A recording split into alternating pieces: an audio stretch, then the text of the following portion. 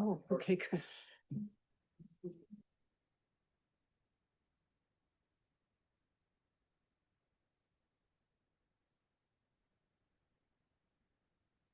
Welcome, everybody. I'd like to call to order meeting of the Healdsburg City Council for February 17, 2026.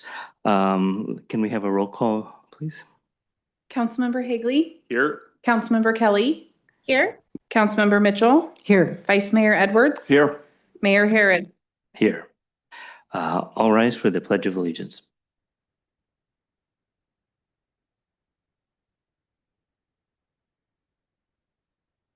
To the republic, stand one nation, under God, indivisible, liberty, and justice for all.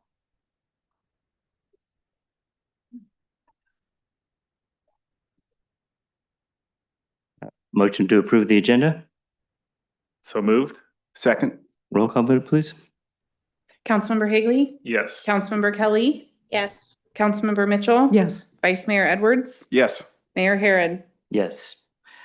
There was no closed session to report on, and we would like to begin with a proclamation declaring February 2026 as Black History Month in the city of Healdsburg with Vice Mayor Ron Edwards. A proclamation of the City Council of the City of Healdsburg declaring February 2026 as Black History Month in the City of Healdsburg. Whereas the month of February is officially celebrated as a national event honoring Black history and recognizing the heritage and achievement of African Americans. And African Americans have played a central role in our nation's history, and the contributions African Americans have made and continue to make are an integral part of our society. And the migration of African Americans to all parts of the United States and throughout the world have led to countless ineligible contributions in the fields of science, medicine, law, social justice, athletics, the arts, government, and more. And whereas the City of Healdsburg recognizes and values diversity, equity, and inclusion within our community, and the presence of African Americans in our community continues to enhance the quality of life in the City of Healdsburg. And whereas the City of Healdsburg understands that African Americans had endured egregious discrimination and bigotry throughout the course of our nation's history, conflicting with the core values of the City of Healdsburg. And whereas Black History Month calls on all collective needs to recognize and combat racism and continue to build a community that embraces all ages, races, religion, and genders. And whereas Black history is American history, and Black History Month is a time where all citizens are encouraged to reflect on past successes and challenges of Black communities, and to look to the future to ensure wisdom, freedom, equity, and inclusiveness. Now, therefore, be it proclaimed that the City Council, the City of Healdsburg, declares February 2026 as Black History Month in the City of Healdsburg. And if I could, Mayor, I'd just like to make a little statement on the passing of Jesse Jackson today. Jesse Jackson was a bridge between the era of Jim Crow and the modern fight for equity. He was towering inspiration American, a fighter for civil and human rights, a man whose career has been defined by the tireless pursuit of the least of these. From the front lines of the 1960s movement to the halls of international diplomacy, his impact on America was profound. One of Jesse Jackson's most enduring political legacies is the Rainbow Coalition, founded during his 1984 and 1988 presidential campaigns. The coalition was a groundbreaking effort to unite disparate groups, disadvantaged minorities, the working poor, farmers, and the LGBTQ+ community under a single banner of social and economic justice. Jesse Jackson didn't just run for office, he ran to expand the possibilities of what democracy looks like. It's impossible not to think of his impact when you hear these phrases. Keep hope alive. I am somebody. Thank you. Thank you. I'm glad you had the opportunity to share those words and honor Reverend Jackson. Here tonight with us are Kimberly Donovan and Malia Anderson from the NAACP to receive the proclamation. Welcome.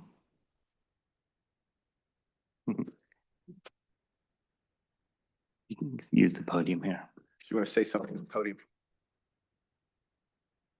Hello, I'm Malia Anderson with the NAACP, and we'd like to thank you and thank the City of Healdsburg for recognizing the work that the NAACP does within the community and the partnerships that we've had with the City of Healdsburg on several projects. It's our honor to continue the work, especially on a day like today with the passing of Jesse Jackson. We look to build community here in Sonoma County and to really make sure that we push for equality and continue to push for equality in our community as well as in the city of Healdsburg. So thank you so much. Thank you. Thank you very much. So we're going to do photos in just a moment, but if you want to take a seat, I'm going to open up for public comment at this time. If you'd like to come forward.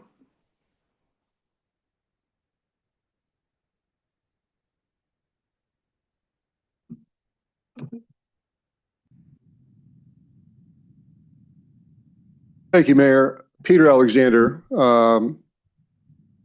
Regarding this topic, well, you started off with the Rainbow Coalition. I'll let everybody know that the Hopi prophecy of purification refers to today's youth as the most powerful youth the world has ever seen. And they're referred to as warriors of the rainbow spirit. They're here to bring all the youth together out of the churches and out of the schools to do wonderful, powerful things like massive garden programs and more. Now, regarding Black History Month, I mean, I'll start off by saying I believe it's entirely more than possible that God is a Black woman. And I think a lot of people would agree with that. Now, on the other hand, I want to be known that the three most powerful people I've met in that realm are Malcolm Shabazz, the grandson of Malcolm X, that is never mentioned in any events. Not in Black History Month, not in Black Lives Matter, and I don't understand why. He's a grandson of Malcolm X, and I knew him. And I also knew Cynthia McKinney, who is probably the most powerful woman ever in DC from my perspective. And I've had the pleasure of meeting Angela Davis, who I highly regard. Now, the point I wish to make right now is that there is no statute of limitations for murder. And I witnessed the murder of an officer in Philadelphia in 1981. And it was blamed on Mumia Abu-Jamal, who's still in prison to this day. I put forth affidavits, which I have a copy right here. I put forth a testimony in court in 2017. I am the second witness that came forward. And my affidavit did get him off of death row, but he's still in prison. And he has a connection to the incarceration of a Green Beret surgeon, Dr. Jeffrey McDonald. This is the same cartel that put them both in prison, and they're still there, 48 years and 54 years later. And this is wrong. So let's see. I'm willing to give this information to the NAACP, to law enforcement. I support honest law enforcement, and then the CSPOA, the Constitutional Sheriff's Peace Officers Association. I have with me court documents, judge documents when I was arrested by Ed Rendell, the governor of Pennsylvania, who was one of the 4 people that arranged the murder of Officer Faulkner and the setup of Mumia Abu-Jamal. And that's a fact. And I'd like to know who's prepared to do what with this information. And so I'm going to just read to you what I sent to the judge who fined me for interrupting this event. Of course, I'm running out of time, so I won't be able to do that. But my wish is that law enforcement and the NAACP take a picture of my documents.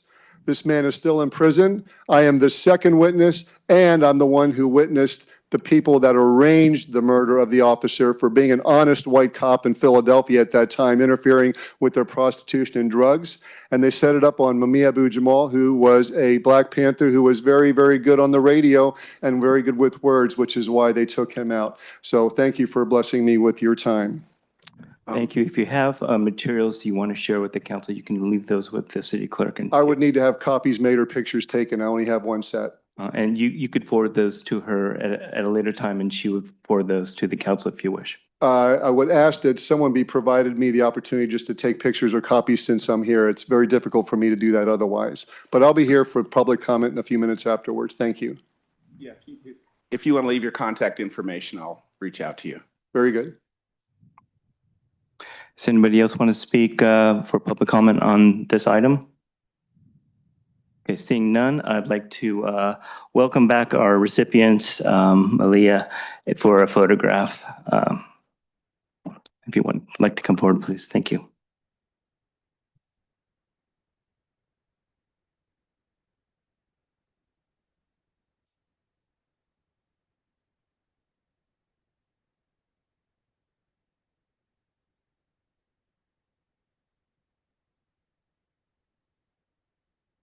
Come on in.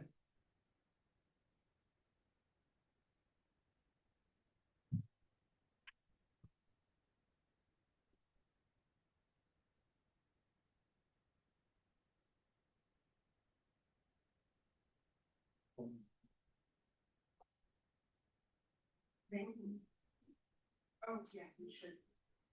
Thank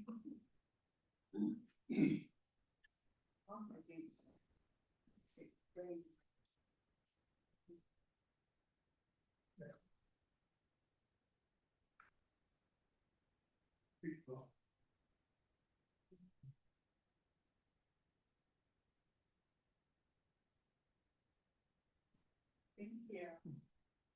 Thank you very much.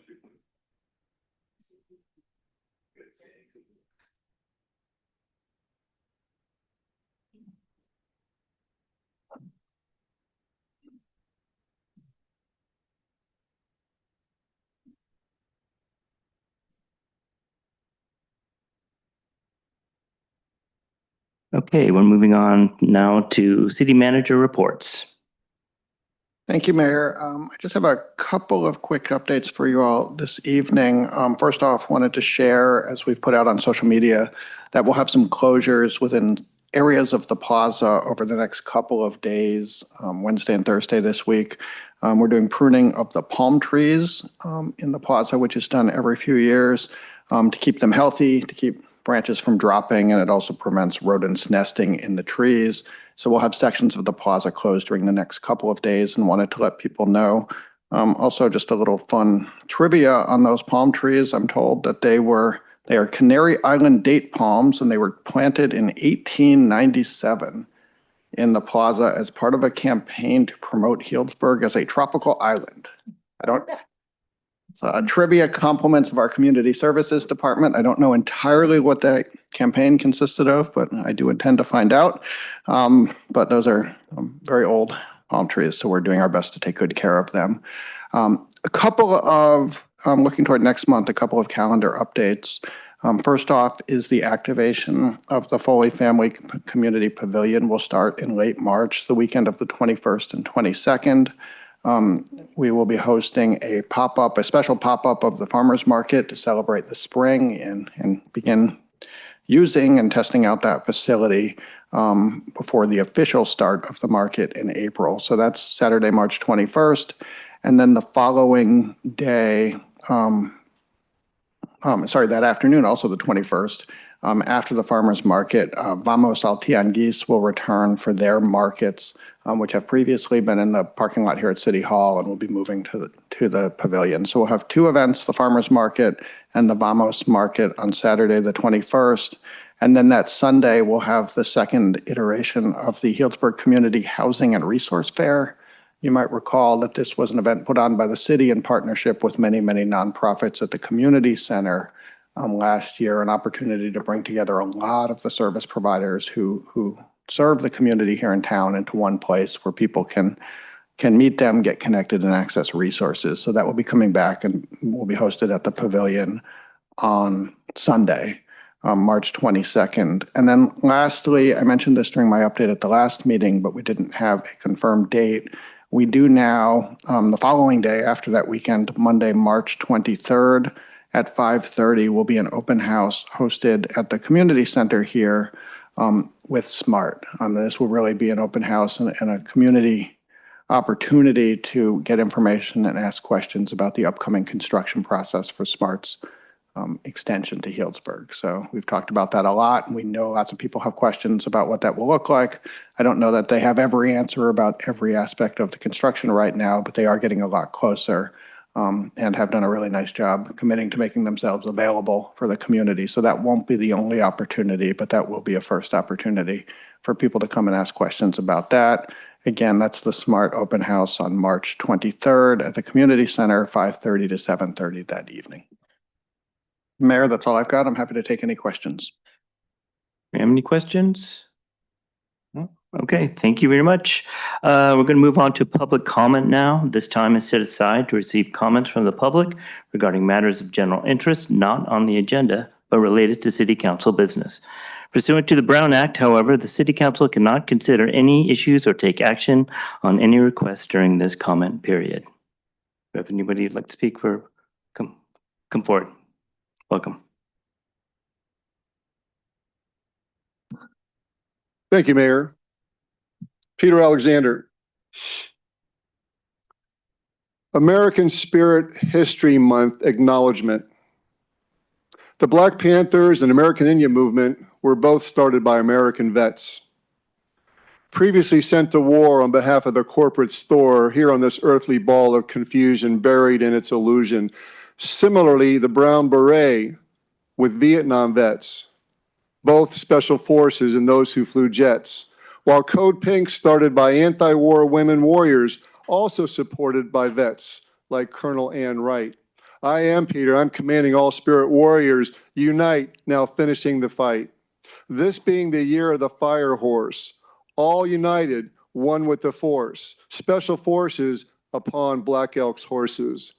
I am commanding as commanded till every knee to earth remanded, all my dog soldiers, all true warriors of Christ, the cost already so highly priced.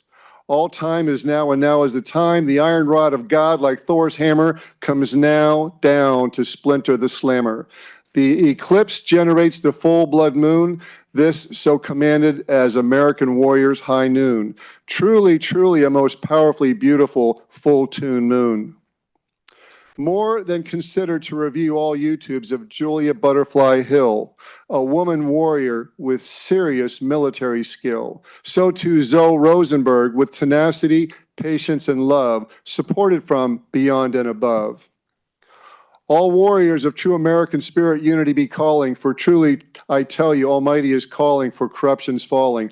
Already arisen, having heard the lightning and thunder from beyond and down under, the Kilauea volcano eruption has spurred the spirit to burn all corruption. As I have commanded forth, comes now from the east, west, south, and north, with an unbeatable velocity and ferocity, my soldiers, both seen and unseen, all lean, mean, green, and serene, old timers and warrior rhymers, weary of the cursed, arise with the spirit warriorship of earth first. For freedom you thirst, free the animals and her earth first. All aboard with the living Lord, the 40-day freedom strike lays down the sword.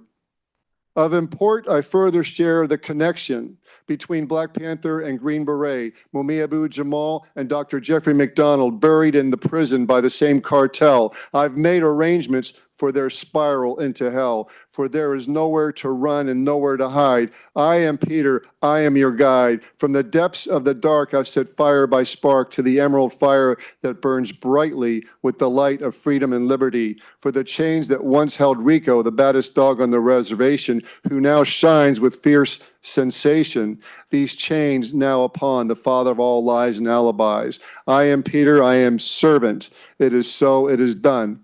Aho. Thank you. Thank you. Anybody else for public comment tonight?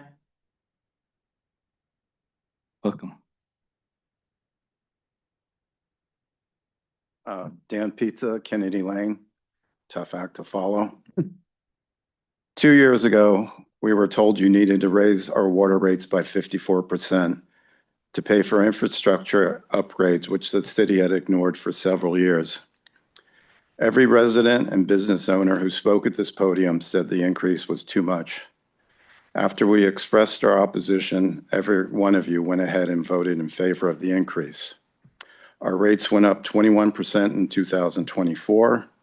Last year, another 20%, and now another 13% increase is coming in July. Last council meeting, the budget presenter told us that they had miscalculated the rate increase and that the city was ahead of pace to pay for the upgrades. Shockingly, none of you followed up on this information. Affordability is the #1 concern in this country. Every Democrat has been complaining about affordability, yet when you had a chance to actually have an effect, you did nothing. Why wasn't the presenter asked about lowering rates or at least putting off the July increase? At this point, the very least you can do is request of the staff to perform a study as to whether an adjustment to our water rates is warranted. I find it odd that the mayor can push through a study on a micro transport project that nobody wants, including the majority of the council. But when it comes to something as simple as to make our life more affordable, I have to come to this meeting to make a formal request. I realize that you're never going to go back to remote comments at meetings or require the mayor to allow comments on his social media. But if you're going to tell people to just email the council, I believe that any emails the council receives pertaining to an upcoming meeting should be read aloud at the meeting. You cannot expect residents to attend meetings in person that go on for 3.5 hours. And with that thought, perhaps you might also want to consider putting a clock on comments from council members, some of which seem to drag on endlessly. Thank you for your time. I have plenty of time left. Talking points. Learn it, love it, live it. Thank you. Does anyone else like to speak for public comment tonight? Seeing none, we'll close public comment, and I'll take a motion to approve the consent calendar. So moved. Second? Roll call, please. Councilmember Higley, Yes. Councilmember Kelly, Yes. Councilmember Mitchell. Yes. Vice Mayor Edwards. Yes. Mayor Harrod. Yes. All right, thank you. And moving on to public hearings now, we have a public hearing on land use code amendments to address recent state laws related to SB 9, SB 684, and 1123. Welcome, Senior Planner Alan McDowell. Good evening, Mayor Harrod and Vice Mayor Edwards and council members. I'm Ellen McDowell with the Planning Division. Tonight we'll be discussing some state housing legislation land use code updates related to SB 9, SB 684, and SB 1123. Next slide, thank you. Tonight, it's recommended that the council adopt an ordinance amending Healdsburg Municipal Code Title 20, Section 20.2125, SB 9 Housing Development. And the second action would be to adopt an ordinance amending Healdsburg Municipal Code Section 20.20040 in its entirety, small lot subdivisions to implement Senate Bill 684 and Senate Bill 1123 and making other conforming changes. Next slide, please. On May 1st, 2023, the City Council adopted the city's housing element and was certified by the state on June 29th, 2023.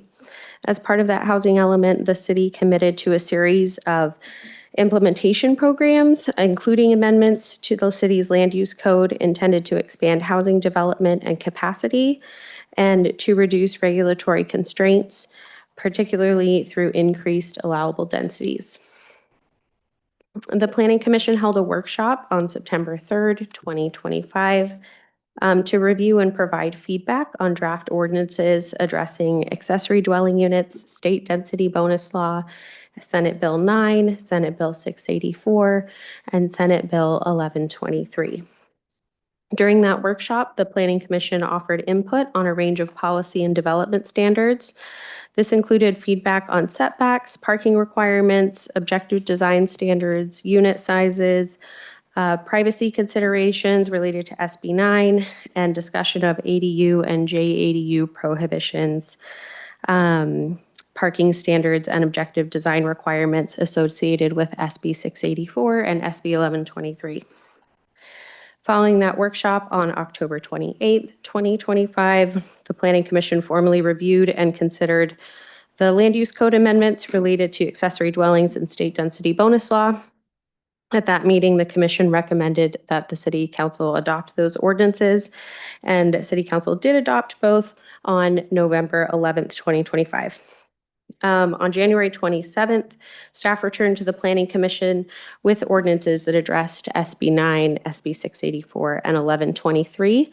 And at that Planning Commission meeting, the Planning Commission recommended that the City Council adopt both of those ordinances as well. And now we're here tonight. Next slide, please. Okay, Senate Bill 9 is also known as the Housing Opportunity and More Efficiency Act, or the HOME Act, and it took effect on January 1st, 2022. SB 9 represents a significant shift in the state's approach to residential zoning by allowing up to 4 homes on a single-family residential parcel. The law effectively eliminates single-family zoning statewide and encourages incremental infill development that can increase housing opportunities while maintaining the neighborhood scale. To implement SB 9 locally, the city has prepared an ordinance that will be incorporated into Title 20 of the Healdsburg Municipal Code. The ordinance establishes clear standards and procedures for SB 9 two-unit developments and urban lot splits that are both consistent with state law. Some key provisions that were incorporated into the ordinance include that SB 9 projects are to be processed ministerially. This means that qualifying applications are approved without discretionary review or any public hearings. Once a complete application is submitted, the city would be required to approve or deny the project within 60 days. Next, the ordinance allows two-unit developments on lots that are currently zoned for single-family residential use. In addition, the ordinance allows for urban lot splits, which permit an existing single-family lot to be subdivided into 2 parcels.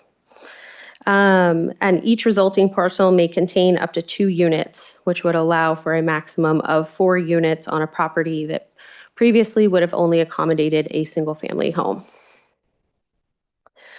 The ordinance establishes objective standards for lot splits, including requirements that the original parcel must be divided roughly in half. The smaller parcel must be at least 40% of the original lot area, and the new parcel must be a minimum of 1,200 square feet in size. Unit size is also regulated and is limited to a maximum of 1,750 square feet per unit. Next slide, please. With respect to setbacks, the ordinance establishes a maximum of 4-foot side and rear yard setbacks consistent with state law.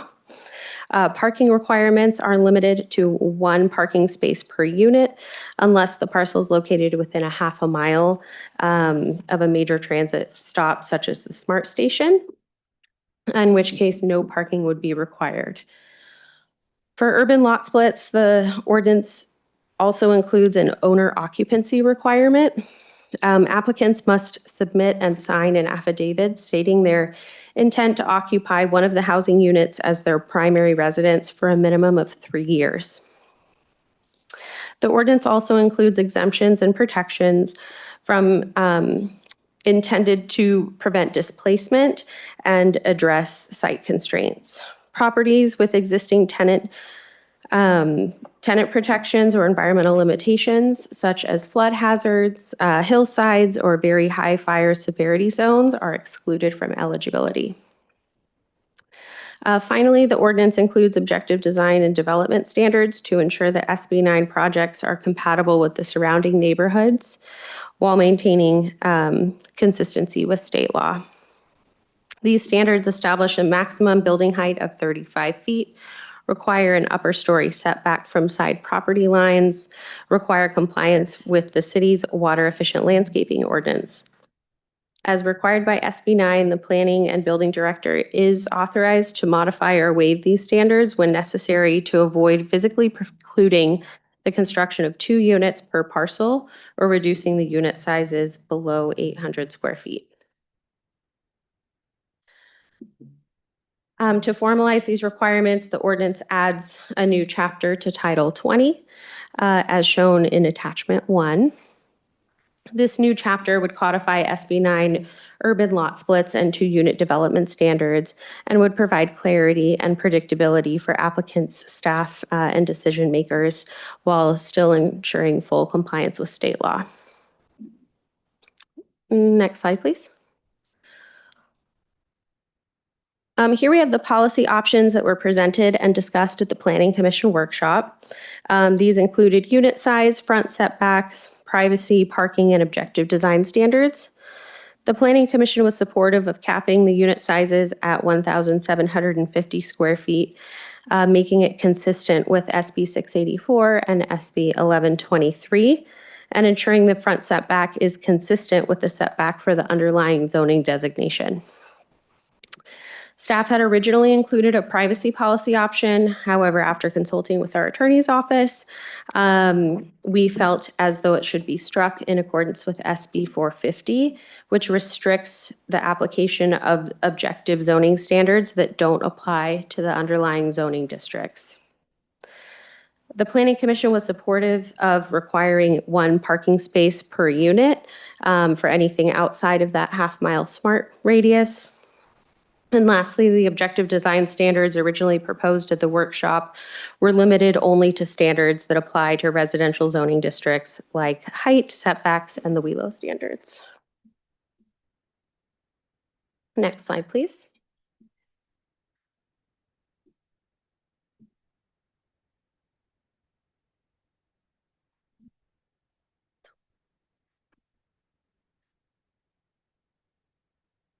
California Senate Bill 684 became effective on July 1st, 2024, and is intended to streamline the approval of small-scale residential developments. SB 684 allows for parcels zoned for multifamily residential use and under 5 acres to be developed with up to 10 housing units. This includes the ability to subdivide those parcels into individual lots for single-family units. Because Healdsburg's commercial zoning districts allow for multifamily residential uses, these districts, along with the city's multifamily residential zone, are eligible for development under SB 684. Building on that framework, California Senate Bill 1123 became effective on July 1st, 2025. SB 1123 further expands ministerial housing approvals by extending SB 684 to include vacant lots in single-family residential zones. Under SB 1123, up to 10 residential units may be developed on a vacant lot zoned for single-family residential, subject to the objective standards. To implement both Senate laws locally, the city has prepared a combined SB 684 1123 ordinance that will be incorporated into Title 20 of the Healdsburg Municipal Code. The ordinance will establish clear ministerial approval processes and objective development standards that are consistent with state law. Key provisions of the SB 684 and 1123 ordinance include qualifying projects are to be approved ministerially without discretionary review or public hearings. The city is required to approve or deny a complete application within 60 days. Next, the ordinance defines eligible projects. It applies to developments of 10 or fewer residential units on urban lots up to 5 acres in size and are zoned for multifamily residential. An urban lot is generally that is in town with a higher density and allows for multifamily residential. An eligible project could also be vacant lot zoned for single-family residential up to 1.5 acres in size. To qualify, the project must be completely vacant. Demolition of an existing home would not qualify. Newly created lots must be at least 600 square feet in multifamily zones and at least 1,200 square feet in single-family residential zones. The unit size is limited to a maximum of 1,750 square feet. Setbacks, the required side and rear setbacks from the original lot are limited to 4 feet. And the ordinance includes objective design and development standards to ensure compatibility with surrounding neighborhoods while maintaining consistency with state law. The standards establish a maximum building height of 35 feet, require upper story setbacks from property lines, and require compliance with the city's water efficient landscaping ordinance. Next slide, please. Parking requirements are limited to 1 space per unit, similar to the SB9 ordinance, and no parking is required for projects located within a half mile of a major transit stop like the SMART station. From an environmental review standpoint, qualifying projects are exempt from discretionary review and from CEQA. However, projects are not eligible if the site is located on prime farmland, within wetlands, a high fire hazard severity zone, a special flood area, or a delineated earthquake fault zone.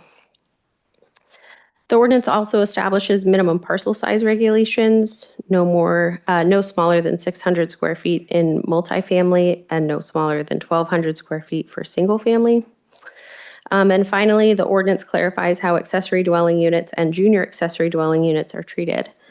ADUs and JADUs do not count towards the 10-unit maximum when the parcel is greater than 5,000 square feet in size. Overall, the proposed SB 684 and 1123 ordinance provides a clear and predictable framework for small-scale ministerial housing development. It implements recent state legislation and expands opportunities for housing and homeownership, and ensures consistency with the city's land use code while maintaining objective standards for development. The red lines and strikeouts that you see after the SB 684 and 1123 ordinance in the subsequent section are cleanup items related to the removal of the previous small lot subdivision ordinance and the inclusion of the new one. Next slide, please. These are the policy options that were brought forth at the Planning Commission workshop. First off was the prohibition of the JADU and ADUs on lots utilizing SB 684 and 1123. They had a policy option where we could include ADUs and JADUs for all SB 684 and 1123, or we could prohibit them or find somewhere in between.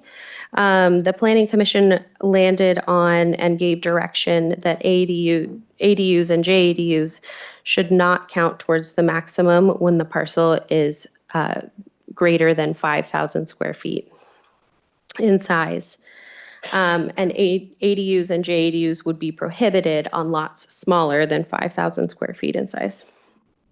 The Planning Commission determined that one parking space per unit should be required, and similar to SB 9, objective standards would apply, but not be more restrictive than that of the underlying zoning district.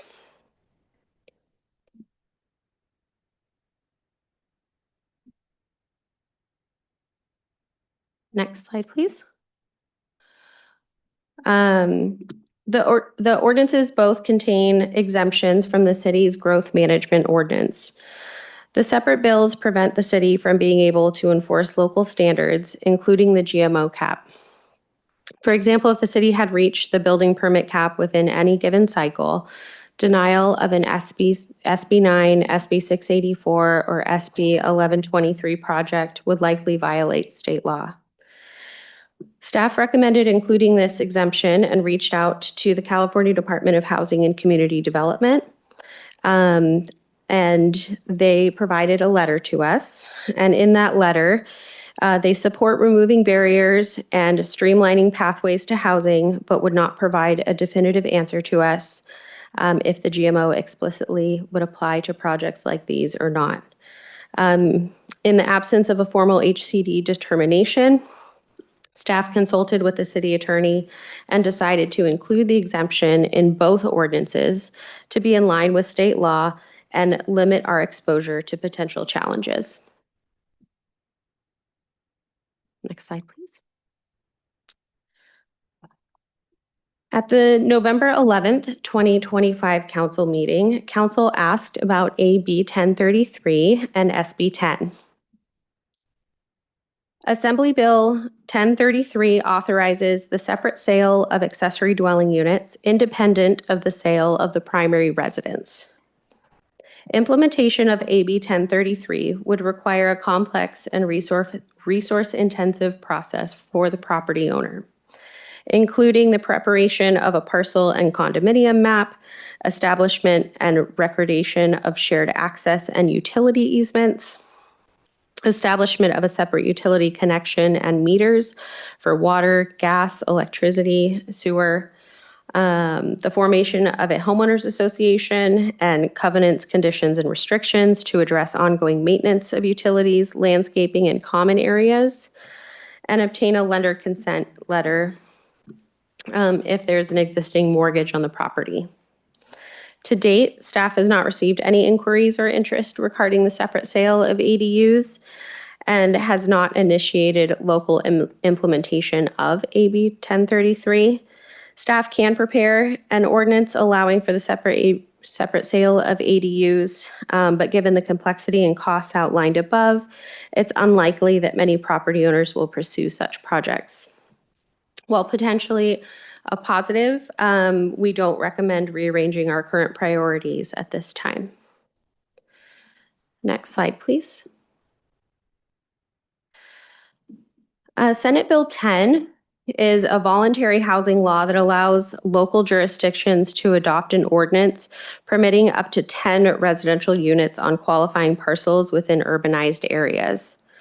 The intent of SB 10 is to support small-scale missing middle housing near jobs, transit, and services.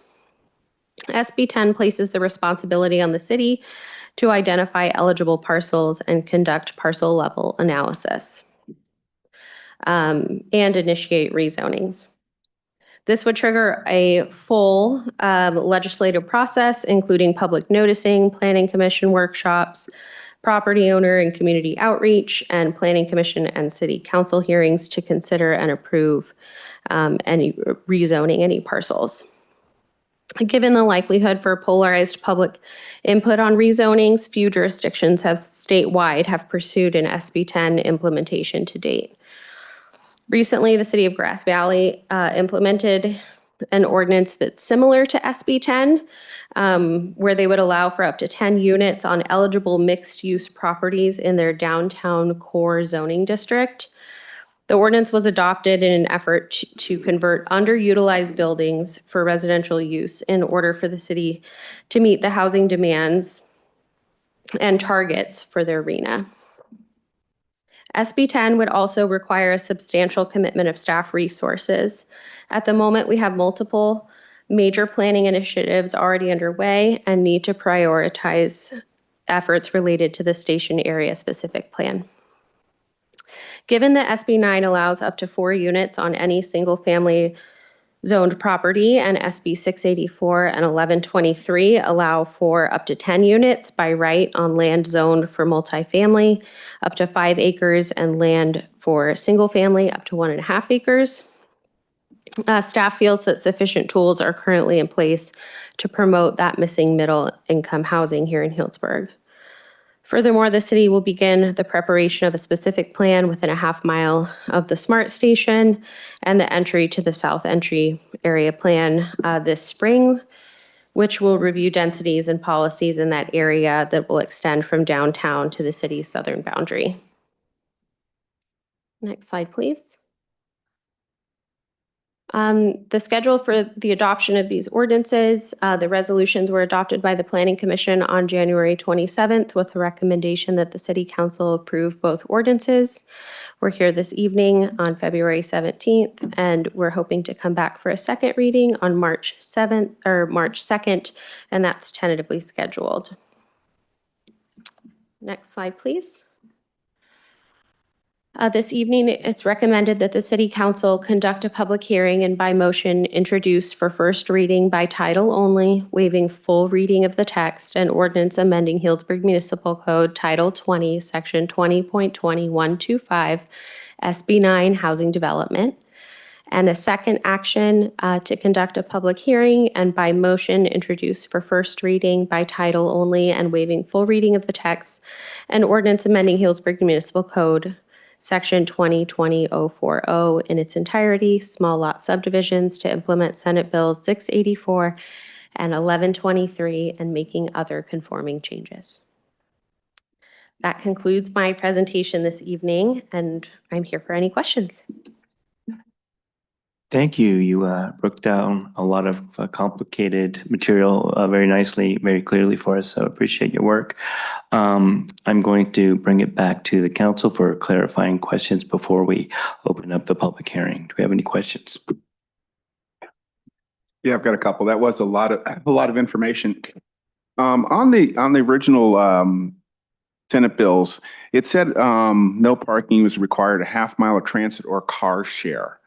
What was that car share issue? Does that apply to us? It doesn't really apply to us. So in some larger cities, there are car share options available. I'm not exactly sure how it works, but I know that there's ways that you can get into a car and you're sharing it with somebody else, like Zipcar, for example. But we don't have that here in Healdsburg. And then I also saw that the 20-foot driveway width. Is that a fire issue? Or in other words, if you have a single driveway, is that considered parking, or is parking excluded from that 20-foot width? How does that square in? That's a good question. I might need to look into that a little bit further. So if we're only requiring one parking space, it would be required to be covered. So I guess potentially, depending on how this is designed. Because I can see where you have a lot and you have a house and you have a driveway that goes back. I know that we need access for fire access to that.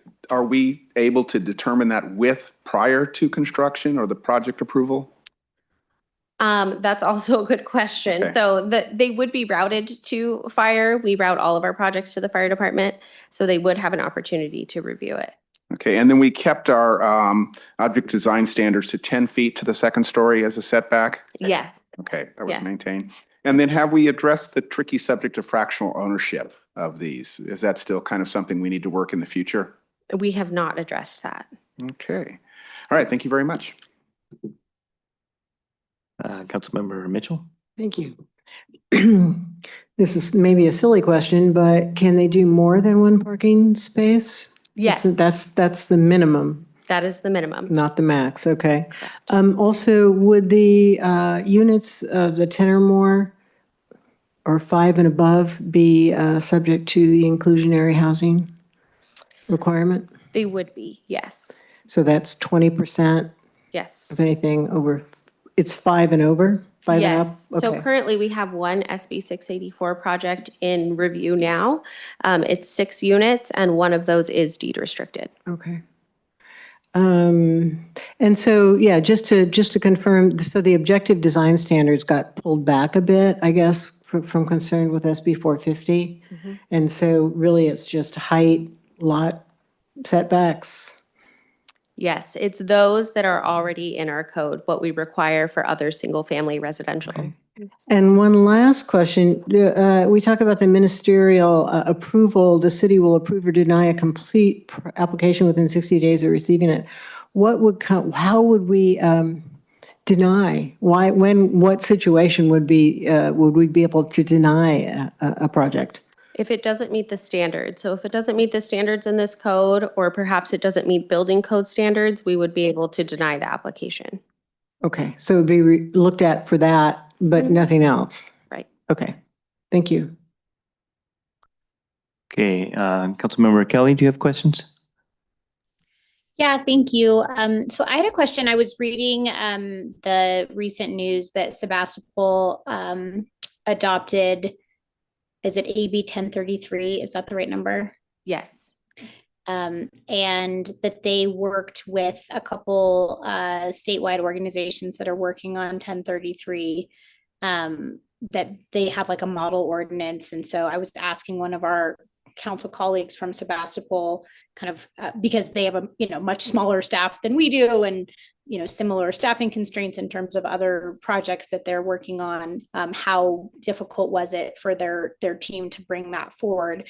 And they responded that it didn't seem like it had been that heavy of a lift at all. So I know The reason why I'm continuing to be curious about 1033 is just that because of the GMO, very few new single-family homes are able to get built in Healdsburg annually, but we know that ADUs are exempt, which means more than the limited amount. And it's an option for people who, it's not the city as a developer. If we're working with an affordable housing partner, it's not these massive developments like in Mill District or Montage. It's more of like for a single family homeowner who wants to build an ADU on their own property to maximize the value and being able to sell that ADU as a separate unit. So can you talk to us a little bit more about what would be the heavy lift in moving forward with 1033, just given what we're hearing from other orgs that there's these model ordinances out there? Yeah, we could definitely use a model ordinance, and Sebastopol is a good resource to look at. I'm thinking at this time it would probably take somewhere between 10 and probably 20 and 30 staff hours to complete something like this, and bringing it back forward to the Planning Commission and back to council as well. I'm sorry, did you say somewhere between 10 and 30 hours? It would be more between 20 and 30 hours. Okay. And I know you had mentioned that no one had inquired about it, and so that's kind of what we were basing that off of.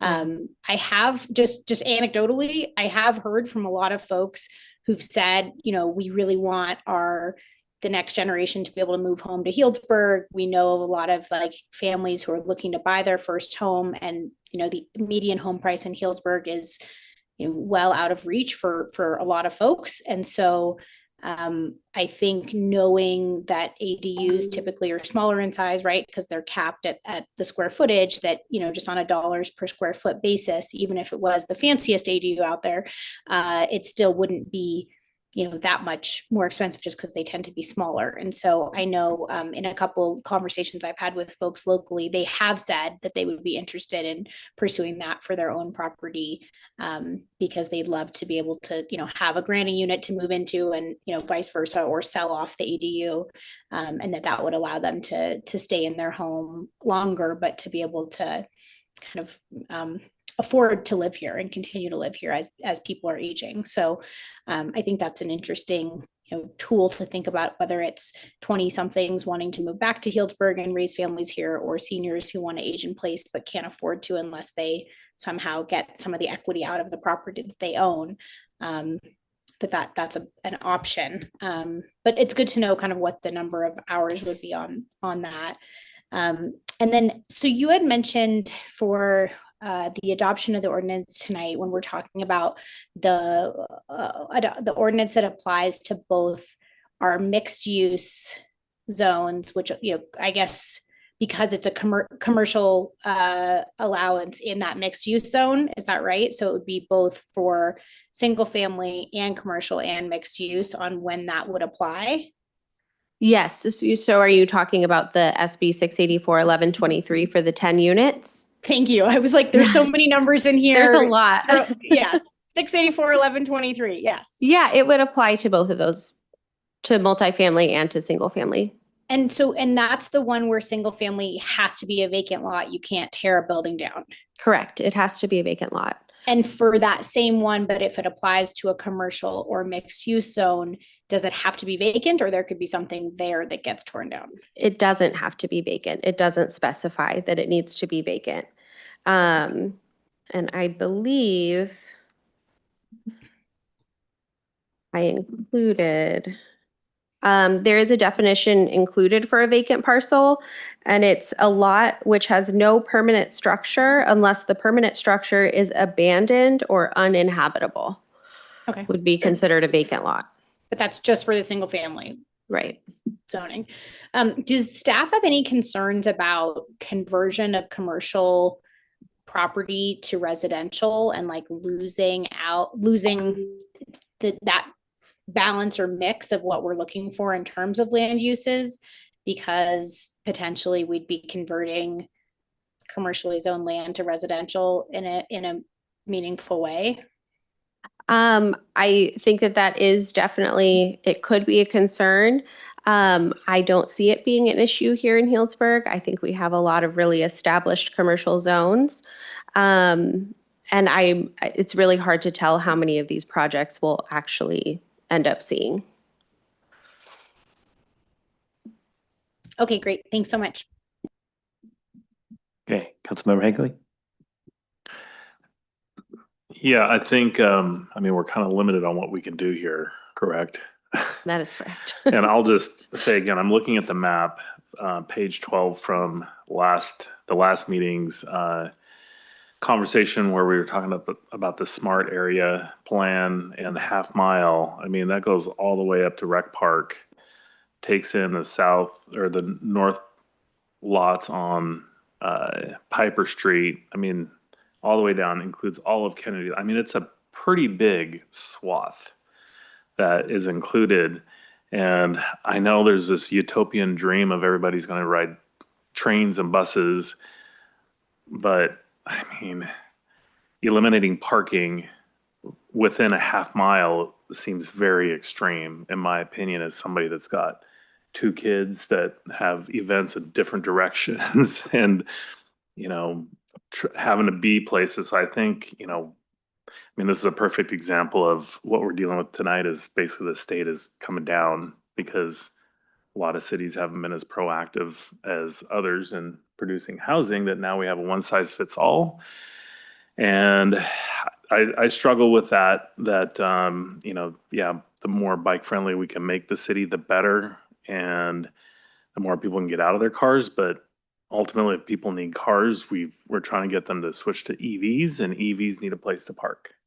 And so anyway, that's really, I guess, more of a comment. Like, the question was, there's not a whole lot that we can do at this stage, correct? Correct. Okay, so I shared my frustration with this. Okay, I have a couple quick questions. The design standards, I'm curious what the role of the Planning Commission was in defining or adjusting those or including those, as opposed to what came in from the state. Can you just give us a brief overview on their role in that aspect of these ordinances? Sure. So when we had originally brought forward SB 9 and 684 and 1123, I had actually come up with a longer list of objective standards. And I spoke with the attorney and learned about SB 450, which essentially eliminated our ability to put any objective standards on these projects. So nothing could be more restrictive than what's required in the code already. So whatever that underlying zoning district is, those are the standards that we can apply to that specific project. We want to make sure that those are called out and that those are included so that we're not seeing anything that's higher, taller than our normal allowable height limits. We want to still make sure we have those step backs that are required for other single family homes. So if you have a single family home, setbacks for the first story are 5 feet. And then if you have a second story, it's required to be stepped in an additional 5 feet. So it's 10 feet from the property lines. So just to maintain consistency and continuity in our neighborhoods, just bringing in those standards Okay, to the ordinances. Thank you. On the GMO slide, it mentions that HCD would not provide a definitive answer if GMO applies to these projects. So they hinted that they might, but at what point do we find out how they would rule, with some of these projects? Would that be after we adopt the ordinance or when the project is actually up for review and so on? How do you see that playing out? I don't know that we'll ever get a definitive answer from them. They didn't provide one, and it took a while to get that response from them. So it's really unclear, I guess, what the ruling would be in that situation. But there would be one at some point, right? And they'd have to make up their mind. I would think so. Yeah, my take on that is they really don't. Ultimately, they're sort of washing their hands of the question, and it'll be left to us to administer the policy. It's not like they get to review individual projects. So unfortunately, they may never give us a clear answer. Okay, thank you. If there are no other questions, I'm going to go ahead and open up the public hearing. So if we have any members of the public who'd like to speak on this item, please come forward. Welcome. Hello there. Dan Pizza, Kennedy Lane, part of the Presidential Estates 90 moderate homes, which are in the half-mile radius of the train station. Anyhow, from what I heard, these rolls go back to what, 2022? So my first question is, why now? It seems like this is an end around to Measure O being defeated. If you ever wanted to get something like this through, you mentioned an exemption. The only exemption I think you're going to get is if you go to the voters again. And this time you'd have to have more guardrails in that clusterfuck from last time, excuse my language. You're going to need to have limits, not unlimited building. I'd like to see, once again, where they're going to be built.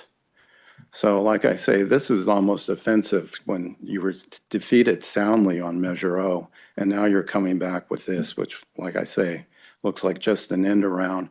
It's once again, it's for multifamily units, which change the character of the town that everybody loves. So if you want to try it again, good luck. But as far as having an exemption, I don't think so. Thank you.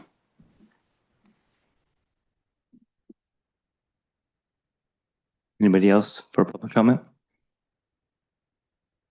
Welcome.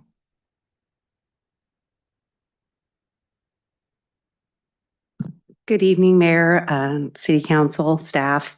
I am here from Generation Housing, and we're imploring staff to relook at SB 10, which streamlines upzoning process per statute and is completely CEQA exempt, including at the project level when combined with AB 130 and SB 131.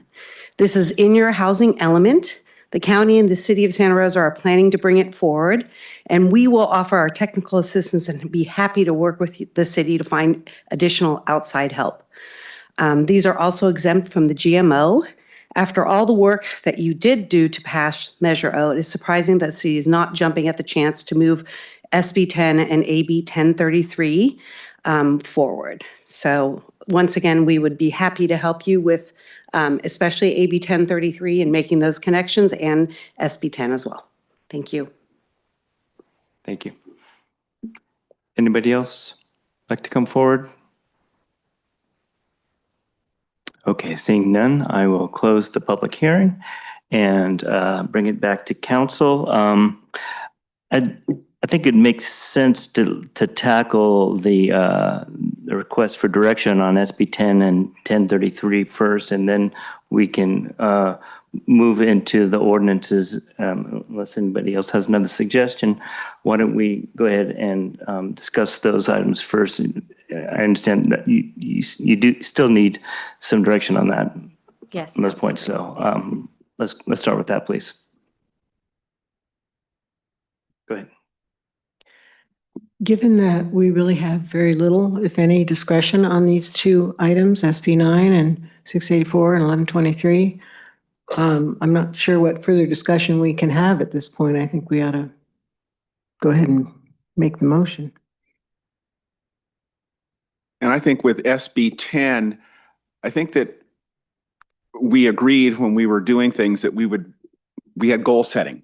And goal setting is next month. And I think that instead of sliding something in the SB 10 now, that maybe add that to goals so that city manager and staff would have time when we're looking at our large plan instead of keep sliding small things in.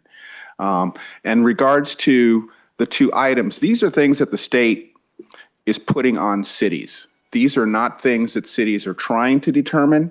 All we can do is the state said it has to go through.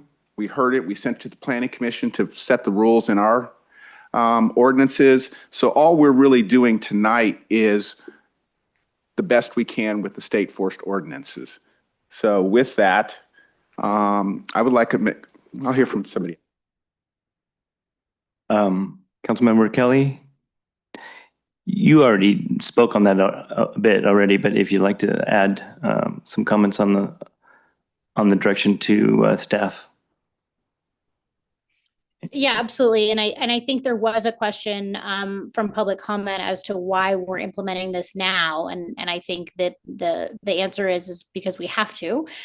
Staff has been working, behind the scenes feverishly to ensure that we have followed state law and that we're not in violation of state law. And that's why it's coming forward tonight, not because, I think staff has been working on this since the moment it got adopted at the state. So, and then, sorry, Mayor, to your question, yes, I think it's been no secret that I think both SB 10 and AB 1033 are both unique tools in the complex housing toolbox that we need to employ to be able to have kind of a variety of options available in the community. I respectfully, hear from Alan that there are a variety of competing priorities happening at the planning department. And so, I want to see us be able to advance those. I think these will be individual housing mechanisms that people within our community can leverage, both for their own ability to stay housed and to,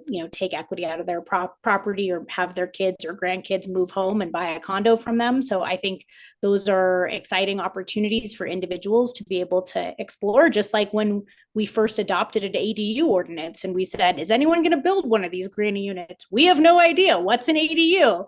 And then all of a sudden, here we are probably a decade later, and it's one of our most, impactful housing tools for infill development inside of neighborhoods that we have for people to be able to add ADUs. So this, I think, is just kind of taking it to the next level in terms of people being able to purchase them separately and in an affordable way. So, and not deed restricted way. This isn't government subsidy involved. This is just individuals being able to build things on their own properties and make money and sell them for housing for other people.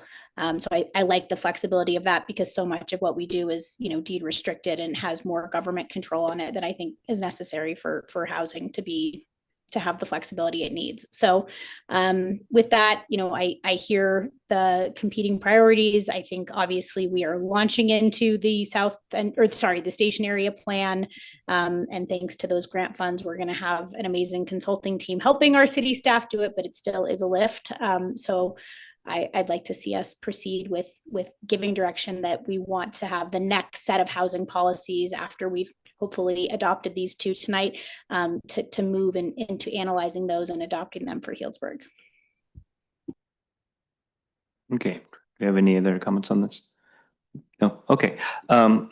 So I'd just add that I think the staff recommendation is solid, and I do have interest in SB 10 and 1033 and hope that with the time we're going to need to take with the station area plan, we'll have a clearer idea of how effective those would be as other cities look at them. But I think probably the time is not right for that just now. But it is good to know that these options are there for us to explore, and probably we'll have a better idea of how to proceed with those. But not until we've tackled the big one in front of us right now. So does that give you the direction you need on that section of this? It does. Thank you. Okay, and then so let's go ahead and move back to the two ordinances before us.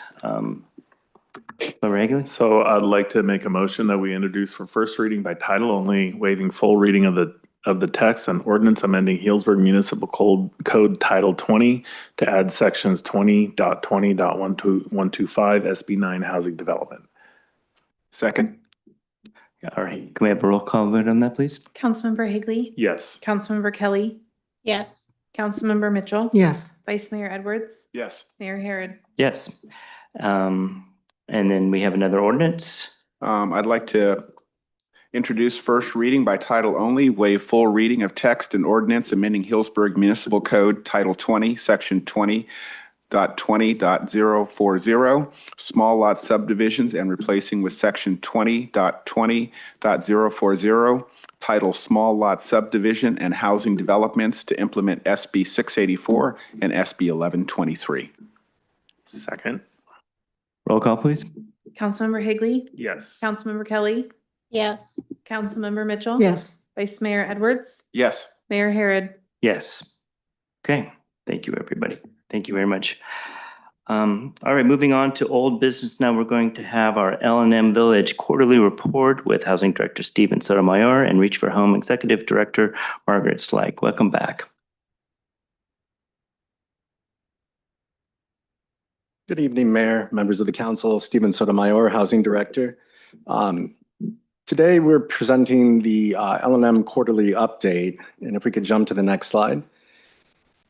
But I think at the foremost of our minds right now is about funding for the L&M. So I'd like to start by talking about the Board of Supervisors action that took place last week, in which the city applied for Measure O funding through a NOFA that was issued in October. We applied for $999,000, but received $900,000 of that split between HAP and Measure O funding. This funding was approved by the board. And so this, it's important to note that this funding actually reimburses us for most of our expenses in the year 25. It may carry over a little bit into 26. And I say that because this is positive news because it avoids an immediate funding gap, but we are still in the same place where we don't have a multi-year contract and we are still moving forward, hoping that more funding becomes available.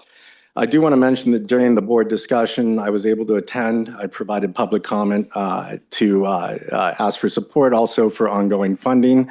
Largely, many members of the board cautioned those that were there to receive their awards that funding is becoming more and more rare and that Measure O is becoming more and more constrained.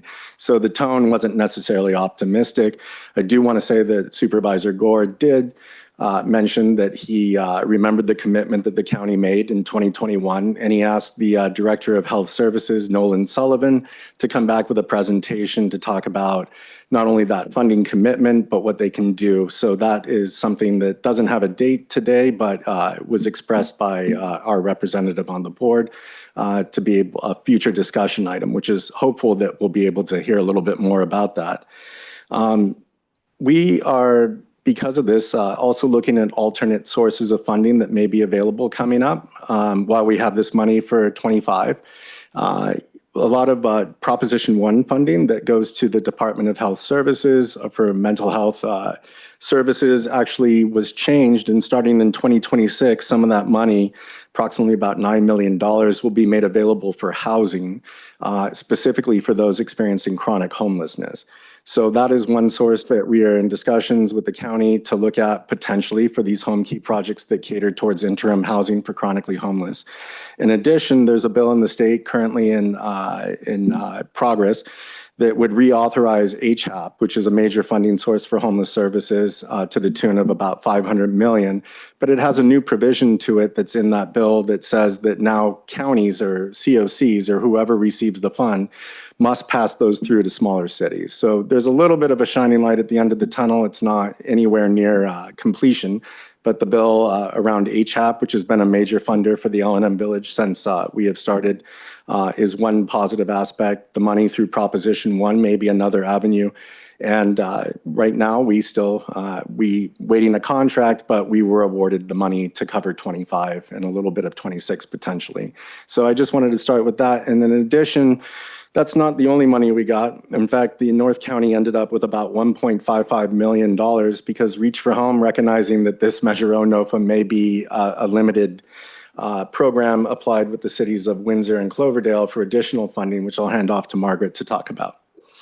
Yeah, so the encampment resolution funding that we've had for the past 3 years that has helped us immensely with the SIAR properties and all of the work that's been done there ends at the end of June.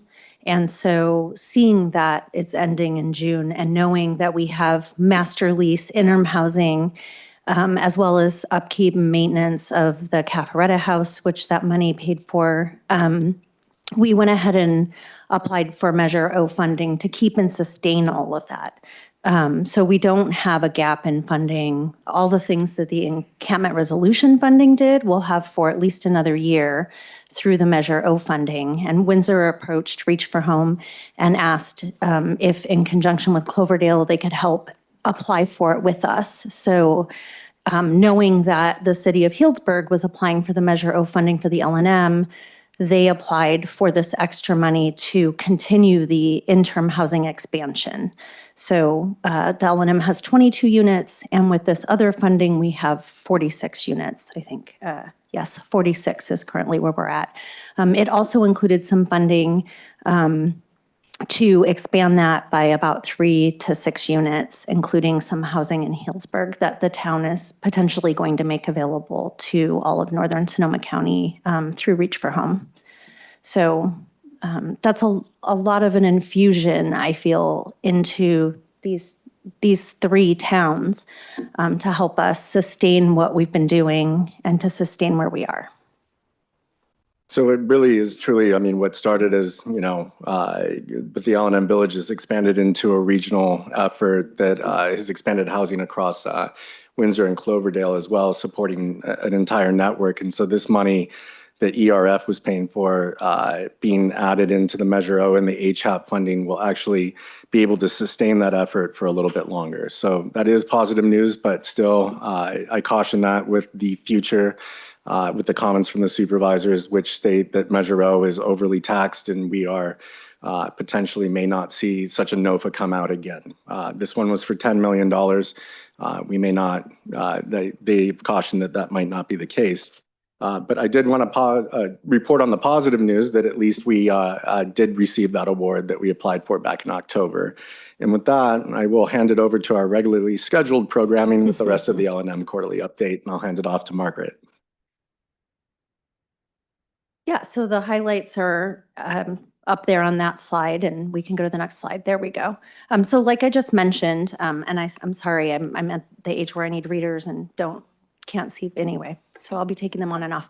Interim housing units, as I just said, we're at about 46. We're looking to add at least 3 more units with the Measure O funding that we got through Cloverdale and Windsor, and potentially a couple more depending on, how everything goes. Keep People Housed helped over 42 households. Reach for Home was the hub of that program, or the spoke, I guess you'd say, up here in northern Sonoma County. So 42 households in northern Sonoma County got $111,500 last year through that program. It is a pilot program, so we're looking at what's going to happen with that funding at the end of the year. It could go away or dramatically get reduced. And so we're gearing up to apply for private funding if that gap occurs, because it's clearly needed in northern Sonoma County. We also used about $30,000 additional dollars through private funding and donors to supplement with more housing assistance. So housing deposits, helping to pay rent where people are behind and they're getting to the point where they're going to get a 60-day notice. The point in time count, I have a lot of my presentation actually is going to be around the point in time count and kind of where we're at with everything. So it happened about 3 weeks ago, and now I have to put my readers on because I have some notes here just so I can get the numbers right. These are all preliminary numbers. So when the point in time count official results get out in late July or August, they could be slightly different. When we see an encampment and we say we don't know exactly how many people are maybe in a tent or in a car, there is a multiplier on the back end. It's an algorithm average. So that's where it can sometimes add a few more people or something like that. So the count itself included unsheltered guides, staff from Reach for Home, the county, and other volunteers that went out. It was the second year in a row where we were able to use our by names list data to match up what we were seeing in that one point in time count moment. So we have our by names list, which I've talked a lot about, that fluctuates sometimes daily. If someone's leaves Healdsburg or leaves Windsor and goes to Santa Rosa and we haven't seen them for 3 months, they come off, maybe someone else goes on, but it's a real accurate, real-time way to kind of know who's out there and what their needs are. So for the second year, we've been able to take that list and kind of go out with it and count the people we know are there and make sure we're not missing anybody. So it was pretty successful. We were within just a couple of people from what we counted and what the volunteers went out and found versus what we have on our by names list. We had a total of 7 people that we counted in Healdsburg.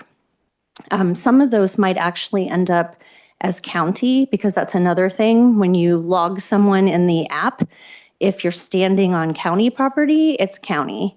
If you're in Healdsburg, it's Healdsburg. So there's a lot of kind of crossover in the city. So 4 of them were in town. 3 of them were actually under the Caltrans area, kind of adjacent to SIAR. So there are 3 people over there. So that was the 7. We think it's probably a little bit of an undercount, but we think we're pretty close based on the people we know and we have names for. Total, around 39 were counted in all of northern Sonoma County, and we have 47 on our list. So for the whole thing, we think we might have about 8 that we just couldn't find that day, but we know they're there.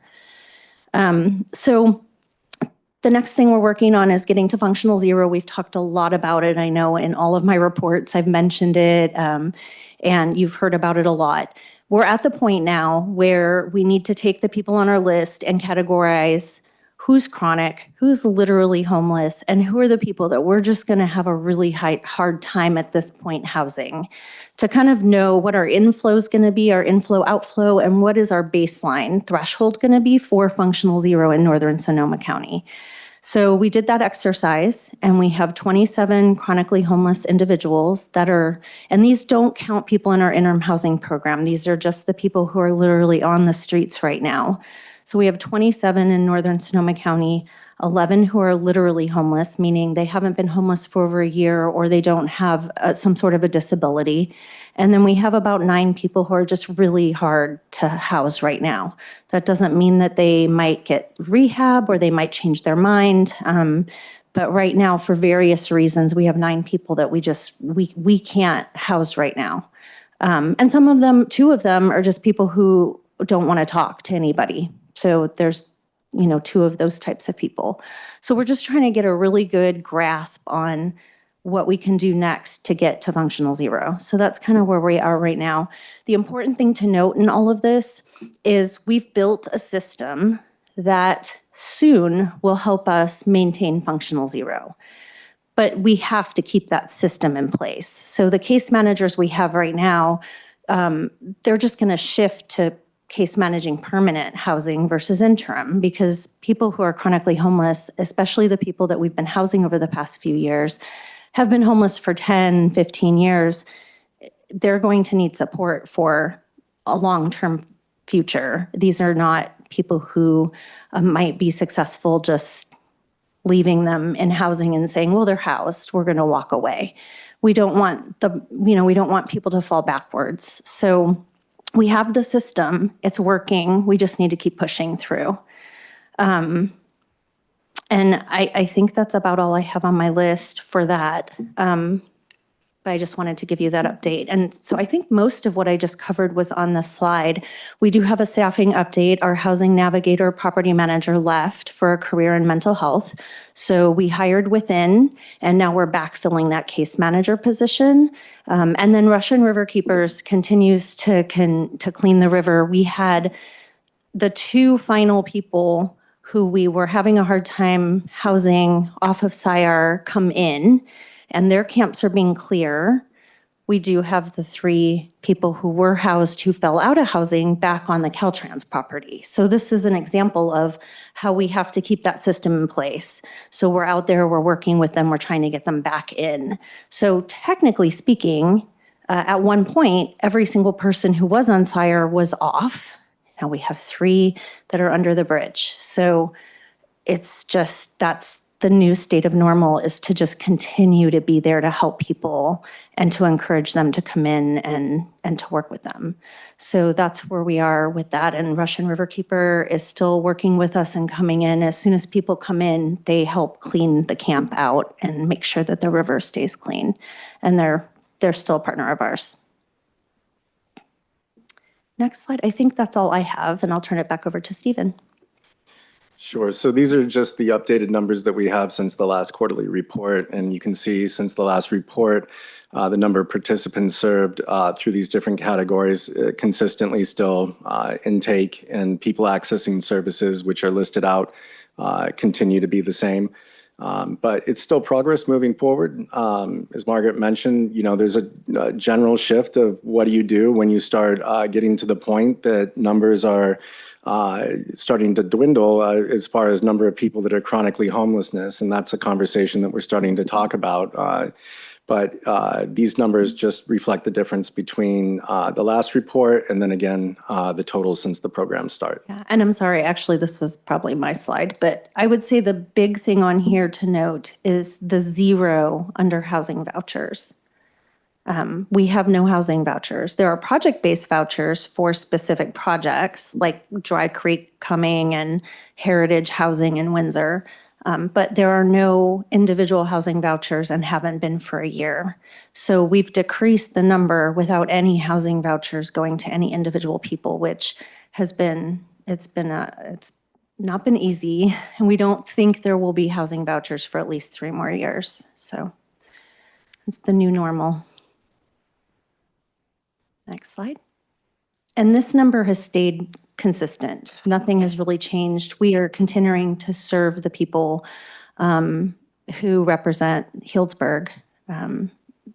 So nothing has really changed in this category. So you can go to the next slide. And then these are just to remind everybody, we always put this slide up. These are the things that we offer at the L&M Village on a regular basis. And so we just always kind of put it up here to remind everybody or to educate new people who might not be as familiar with the L&M that see this presentation.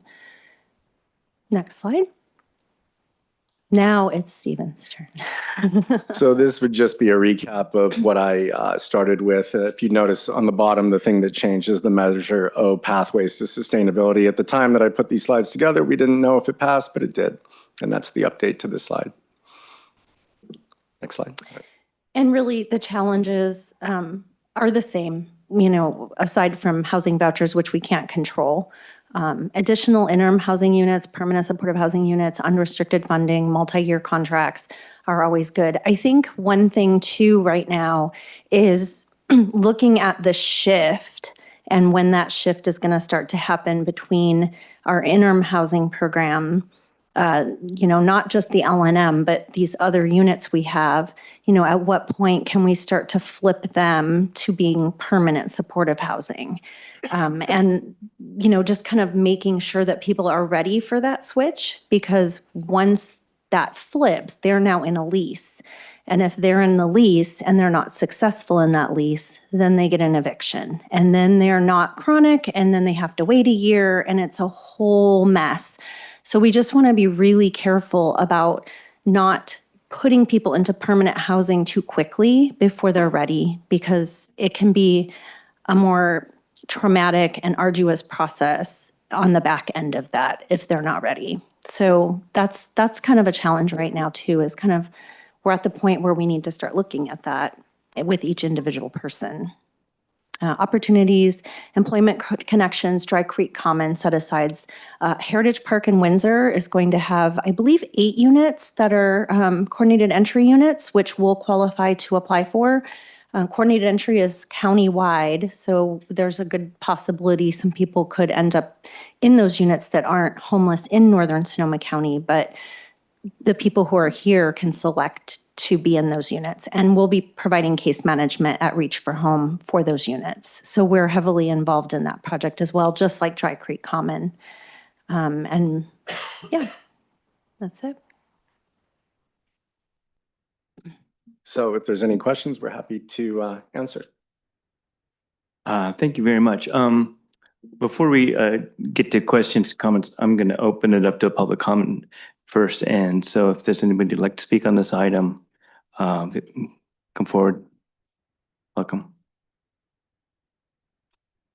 Hi there. I'm Dan Pizza, and I live across the street from the homeless highway. First, I just want to clarify something that was said in an earlier discussion with the Director of Housing. We won the Proactive Housing Award from the state back in late 2024. And in a discussion with you, you told me we had met all requirements through 2030. Earlier tonight, Ariel said that we need to take action with more multifamily housing in order to meet state requirements. I'm under the impression that we met those already, at least through 2030. So if you can tell me if I'm correct or not, but I remember you told me that at a meeting. Anyhow, back to the homeless. As I said, I live across the street from the homeless highway, which goes to the Sire property. And I guess we got 2.7 million at the end of 2023. And I walked back there last week and I saw evidence of at least 6 camps. And I also saw one camp that's been there for, I'd say, a decade. So I've kind of given up on whether or not they're going to ever leave or not. But I would like to know why we are permitting the same people to stay there, making open fires, dumping garbage, using the river as their toilet, and basically inviting more campers to come in. It was down to just 2 or 3, but now it's back up to a half dozen. I don't understand it. I mean, there's care court, there's evictions, there's a lot of options, but tell me why, besides they don't want to leave, why we've let this person stay here year after year after year. And, you know, I'd be happy with an explanation. I'd be even more happy if they were gone. Thank you very much. Oh, and as far as having functional zero homelessness, there is functional zero homelessness, and it's at all of your homes, but in your neighborhoods. You don't have homeless in your neighborhoods. I have them walking by my house every day. I have them stealing my mail.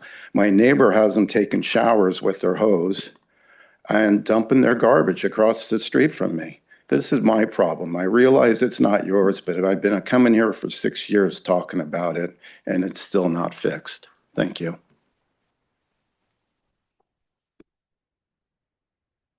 Okay, I don't see anybody else for public comment, so we'll bring it back. Do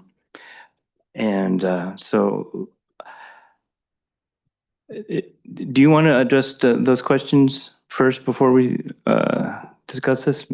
I can take the pro-housing question. So the pro-housing program by the state of California is not an award that you win, but it's a policy document that you qualify for. So if you have existing policies like what we talked about today with these different land use codes, we had, you know, the policies that the state identified in place. It's policies, not necessarily housing production. In that document, we also agreed to do additional policies, which is ongoing work. Much like our housing element outlines our policies and procedures, your pro-housing designation is something that you continue to work towards and meet goals. So it's not necessarily an end state as much as it is a commitment to continue housing progress under certain programs. So I think that's a little bit different than like a RENA number and saying that we met our RENA. Well, RENA comes every 8 years, and every year it gets a little bit more. So there's not really a goal line, if we would say. People still need housing, so it's a little bit different. Yeah, and as far as the Sire property goes, you know, we know that there are 3 people that are under the Caltrans bridge at this point. I know Russian Riverkeeper has been working on cleaning up some of the other camps. There were, like I said, 2 people, maybe 3, that were enforced. So it has been a great partnership with the Sheriff's Department. I do think the city of Healdsburg has done a great job at pressuring the Sheriff's Department to come and help enforce. And what that has helped us do with the 3 people that just came in is that helped them make that choice for themselves. And it's helped us have time to help them. And so while I'm not a huge advocate of putting people in jail or something like that for being unsheltered, I don't think it should be criminalized. At the same time, sometimes enforcing can really help people to make that choice. So that is how those 3 people came in, was the partnership with the Sheriff's Department. And I believe that kind of emulated from the city of Healdsburg. So we appreciate that because now they are in. And like I said, it's going to be a constant. It's going to be constant. We're going to have to keep on it, keep street outreach there, keep those relationships built, and continuously offer housing to people who are there.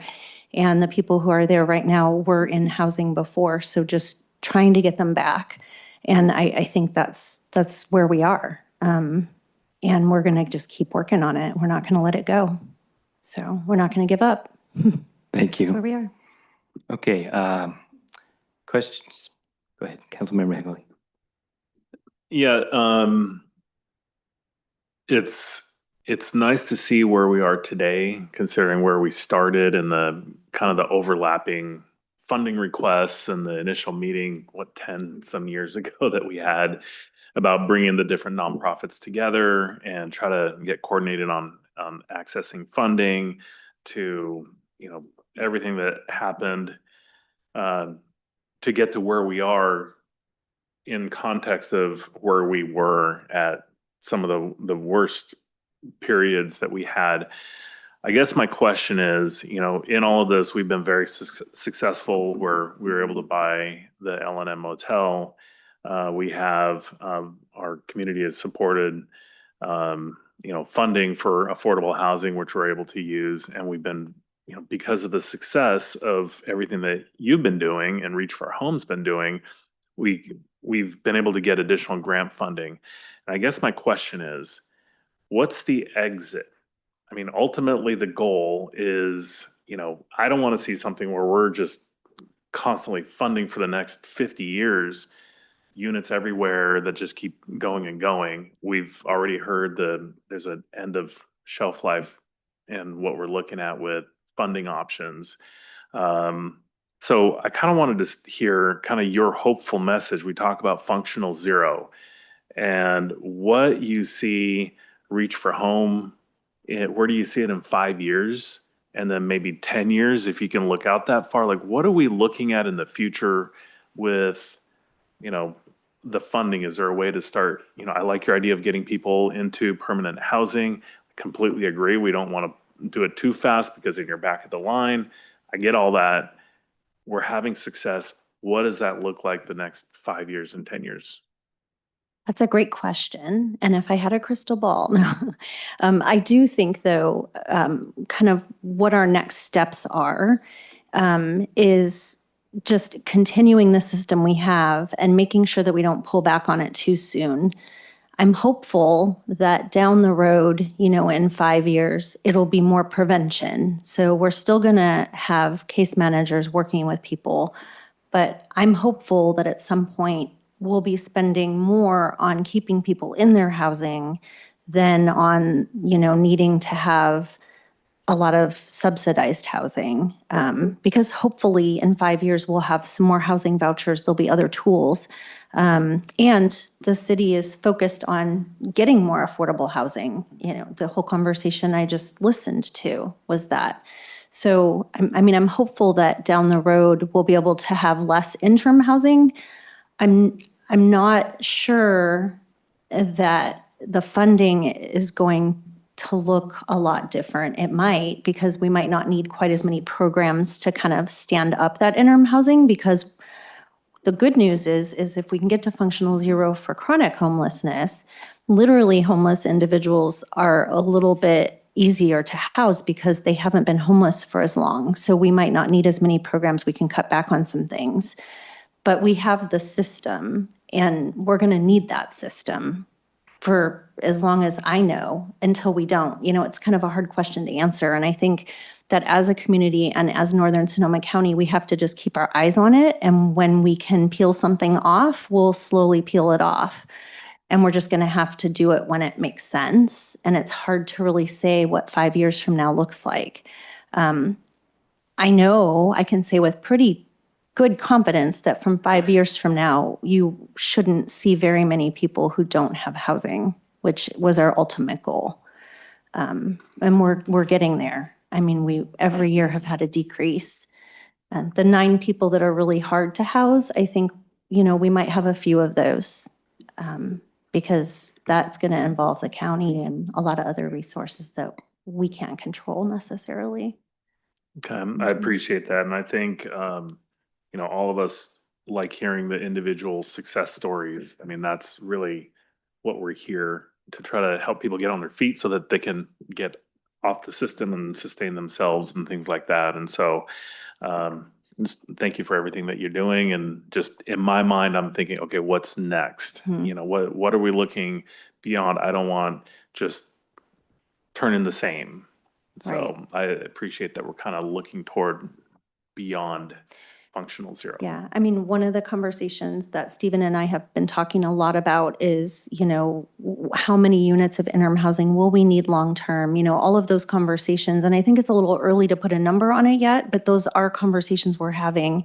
And we're to the point where at the L&M, at what point can we move to do literally homeless individuals there as well? Because right now it's for chronic. So that conversation has started to happen. So little incremental changes will kind of get us a better idea over time of the answer to your question, I think. Councilmember Mitchell? Yeah, I want to add my thanks to the work you all have been doing. It's amazing.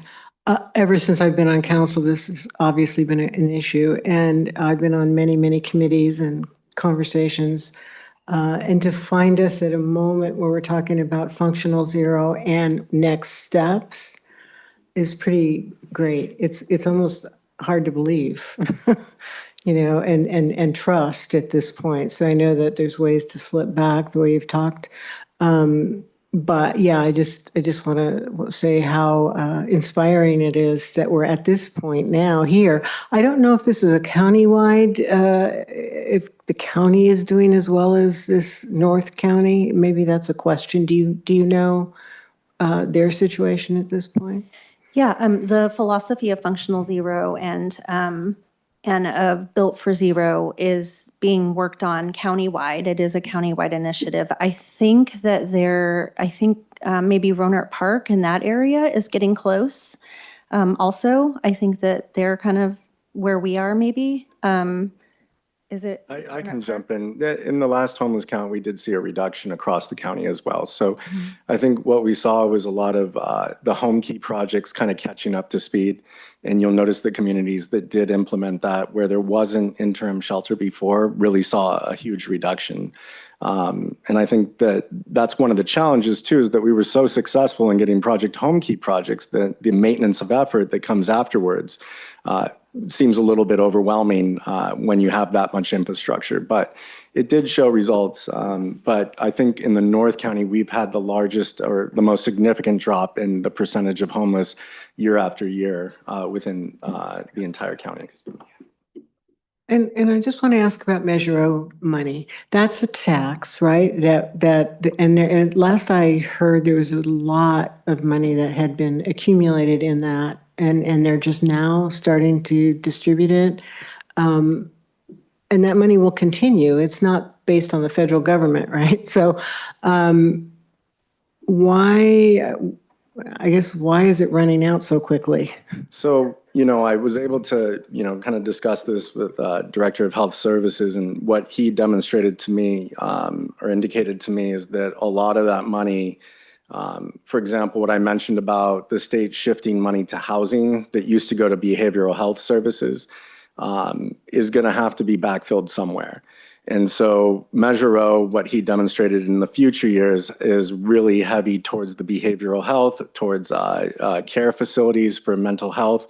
The county is planning to expand those, and those all take different types of funding. So, one way to look at it is if the county is taking on those with the issue, with mental health issues that are much at a higher level than what local providers can do, that they're actually reducing the amount of people with chronic homelessness or mental health issues that are actually that we would have to serve. But at the same time, it doesn't allow for a lot of money to go towards, direct homeless services like what we're providing, which Measure O, I believe, is 2% of that fund is dedicated towards homeless services. We were awarded mainly the HAP funding. We only received about 120 of Measure O. So it is, distributed differently. We got HAP funding because they knew we could spend it, because we already did. We're getting reimbursed.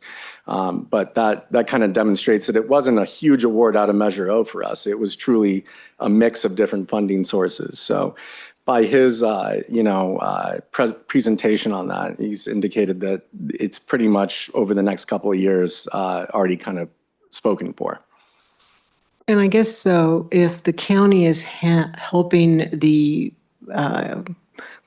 people who have the highest level of mental illness and issues, that in theory can help us with the people that we're dealing with I in the think homelessness? it's got to be a parallel process, right? One can't really exist without the other. But the question is like what we're talking about: how many interim units do we need? How many permanent? How do we redirect these in the future to make sure that we're meeting the needs of the community? Is probably the same question that we're having around how much behavioral health beds do we need versus how many interim beds do we need. So it's not a static number, and that's the challenging part, is that year after year it changes, and year after year we don't quite know where the next funding source is coming from. So it's hard to answer why these numbers are kind of changing, but Measure O, is they frequently like to remind us, was mainly for behavioral health, mental health. Understood, yeah. Well, and I just want to commend you for being proactive here, seeing the future, knowing that, like with Councilmember Hagley's question, like what's the next 5 years look like? You're already thinking about that. And I think that's really important too, because it's going to change all the time now. We've already seen that. I don't know, did we expect this good of a result when we first walked down this path? Probably not, right? I think we generally felt like we would be funded through the Measure O NOFA, as we were directed to do that in light of the resolution that the county passed in 2021, the operational funding framework, which said, hey, we're going to have money for you for home key. And subsequently after that, we every year write the county and say, we have this resolution, we'd like some money, and we've been awarded. This time they directed us towards this one-time NOFA, which is a little more scary than what we were in before. I was extremely hopeful about the Project Home Key funding. I was not expecting necessarily the other $650,000 to help continue the ERF funding. But it's going to really help. I mean, we would have had to have divested in a lot of master leases, and those people would have been back on the streets. Great. Thank you. And thank you for your work, as I said. Appreciate it. Councilmember Kelly? No additional comments. I agree with everything that my colleagues have said, and just really appreciate the work and the commitment from Stephen and the folks at Reach for Home. I am just continue to be blown away with how incredible the progress that you guys are making. Homelessness is such a complicated issue, multifaceted. People become homeless and remain homeless for so many different reasons, and we've seen it continue to really make it difficult for a lot of other communities to navigate. And I feel like we are so lucky and fortunate at this juncture to have an amazing partner like Reach for Home, and that the county is going to continue to fund this work and this important shelter that we entered into this agreement knowing that the county would be there with us, and it's been quite the tricky relationship to continue to navigate, but we also can continue to remind them that our residents are paying that quarter-cent sales tax that funds Measure O, and so getting our fair share of those resources back to North County is also appropriate and necessary. So thank you all. Vice Mayor Edwards? Yeah, I hope you could help me understand a little bit here, is that I really don't get, let's just cut vouchers off, how that really solves anything. But since we're in that situation, with the number of low income, I don't know if we've got enough very low income, that what money that people you help receive without vouchers, will that be enough to sustain them in a very low income unit and be able to survive? Is that will we reach that? In other words, I know we've got a few units coming in at Dry Creek. You mentioned Windsor's got some coming in. I know Cloverdale's got some in the pipeline. Will those, at some point, will that low income subsidies that they are getting, and I guess entitled to by law that can't just be cut, will that be able to sustain those people? Or are we really just moving this problem forward? We're getting them housed and then, oops, sorry, you're out. So let me see if I understand. So the housing, the interim housing units, not the L&M, but the other units that I'm talking about, your question is, will that subsidy be able to sustain them? Without a voucher. Without a voucher. And the answer is if we can continue to find the funding. Because right now, they're 100% subsidized. They have no income.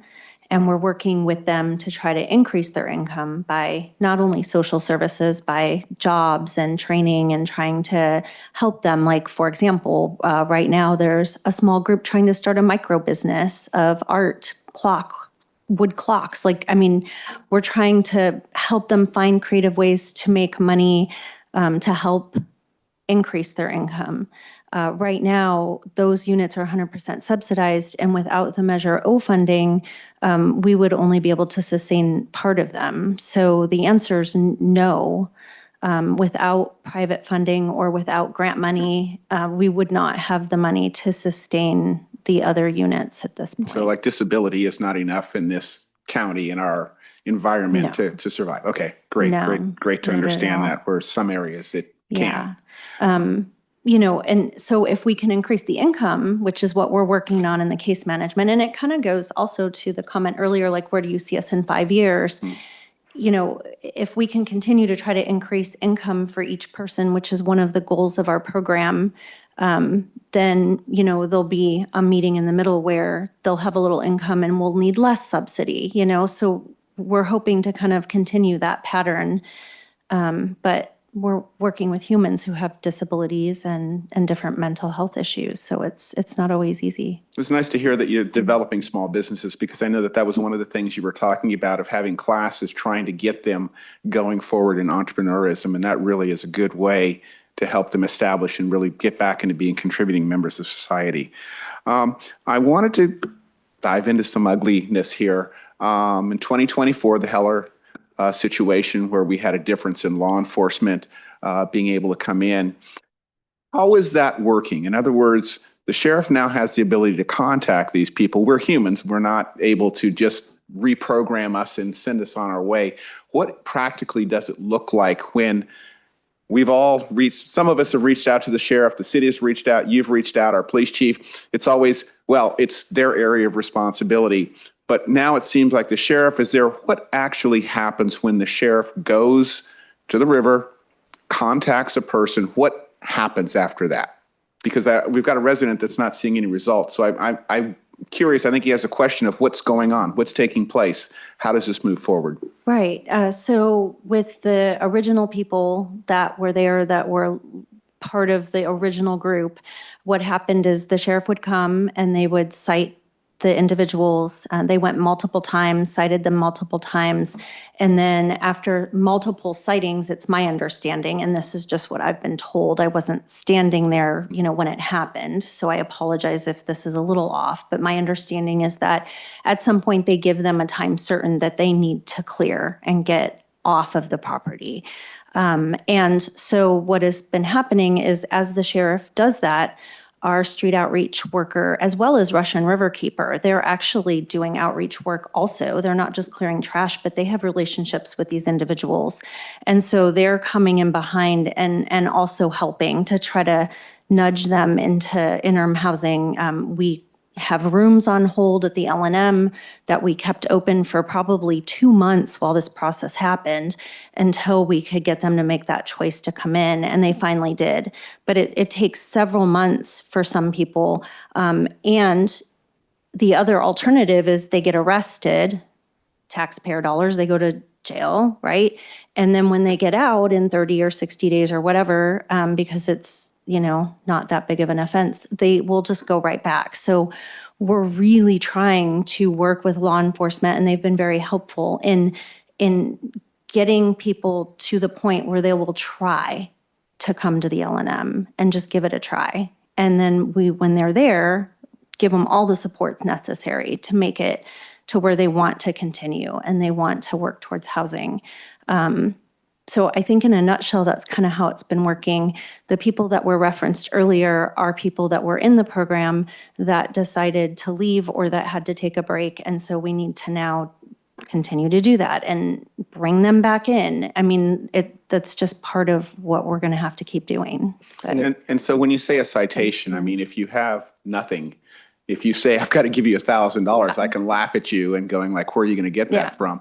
I know that I asked you this question before, is that there is a process that if they do come in, go through the program, does the court reduce that, or does that money stay out over their head as an impediment? Interesting that you should ask. There was in this round, in this particular situation, someone was asking us to do that for them before they got in. And we were like, if you come in, we will help you with that. But we're, you can't be there. Like, it's not okay. And so, but if you come in, yes, we will definitely help them if they come in. So really the alternatives that we have now are the sheriff can go put them in jail for 30 or 60 days. Whatever. I don't know. Yeah, whatever that time I don't is, know it's the out law. of sight, but they're going to come back somewhere. Most of them will go right back where they were because that's where they're. And is there a court, then is there through care court, is there any court orders that say you need to go through a program? So care court is something that everyone has talked a lot about recently, and Stephen might be able to chime in more than me, but the program was not really funded and it wasn't set up appropriately, and there's very few diagnoses that qualify. And I know that at the county level, they're looking to try to expand that. I don't know if you have anything to add. I was going to add back to the original question about the process with the sheriff, and I think it's important to note that multiple touches tend to work a lot better. It's more convincing. I think, an experience that we had a while back was just behind the gas station on the on-ramp. We had a large encampment, and the CHP came through, did not notify Reach for Home until about maybe like a day before. Cleared the encampment, told everybody to leave, and the next call we get is there is a bunch of people on the plaza. And so I think that there's a balance here that if it takes a few touches, it'd be nice if the sheriffs went and then that day the problem instantly disappeared. But I think to make sure that we don't exasperate the problem in other areas or just relocate issues is to make sure that that process takes place. In Los Angeles, we had like a 72-hour notice period that gave people enough time to at least seek housing. And I think that's an important thing to say, is that we just don't want to shift the problem around. Yeah, I think these conversations are good because, if you're the general public, you hear, oh, there's this care program, there's this program, it should all just work smoothly. But what we're hearing is that it's actually more detailed than that. And a lot of these programs are put out there, like the housing, where the state says you got to do it, but there's no funding for it. Well, and with care court, for example, I think that you have to be not just schizophrenic, but when it rolled out, one type of that, like there was a subtype of schizophrenia and you had to qualify that way. And then there really weren't, like the funding wasn't there. But I know that it is something that, from what I've heard, the county is looking at to expand. Okay, yeah, and you guys are doing a good job. I just wanted to dive into this a little bit better because, if you're not at every of these meetings for 3 hours or so, how long they take, that you don't hear these deep dive details. So I really appreciate that. And I do note, to Mr. Pizza's point, there were some people that came back and did start to rebuild some things, and Russian Riverkeeper had to come and start deconstructing things again. I mean, it did happen, and we are working on it, and it is something that we're going to have to stay on top of. All right, thank you for addressing that. Okay, thank you.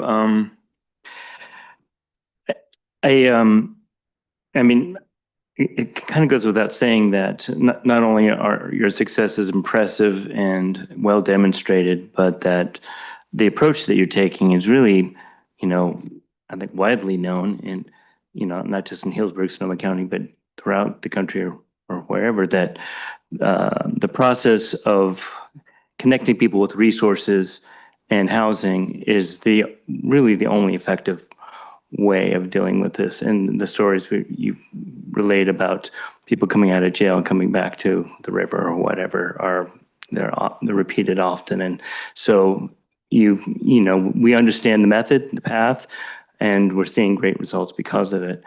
The only thing that's upsetting to me, and it's been touched on a number of times, is that agencies that work with homelessness and mental health, and often they're hand in hand, sometimes they're not, are consistently grappling for funding year after year. And even though, like, for instance, in the county level here, everybody's on the same page in terms of wanting more success for Reach for Home, L&M, and other agencies. The the struggles to provide the funding and to shore that up and make that consistent are enormous. And I think they're institutional. They go all the way up the ladder: state, federal, county. In Healdsburg, I think we've shown a resolve on this particular issue, and we've had the results to back that up. But my hope is that people start to identify the necessity of creating real, sustainable, reliable funding for these sorts of programs. It's just ridiculous, the disconnect between that broken funding world and the success that you're having and the human value, the moral value of what you're doing. And I've been working with staff and people at the county to try to get a clear picture of how we can move forward. And you mentioned Rona Park; they have a Project Hunky. They're in the same boat and same struggles, and so it's been helpful to start to communicate with them about figuring out ways we can do things differently in the future. So I think that's something that everybody who cares about your success will be involved in. And I'm glad it came up from a number of people here that that really is an important goal, is to make sure that the funding scenario is really transformed in the future. And I think our communities deserve that.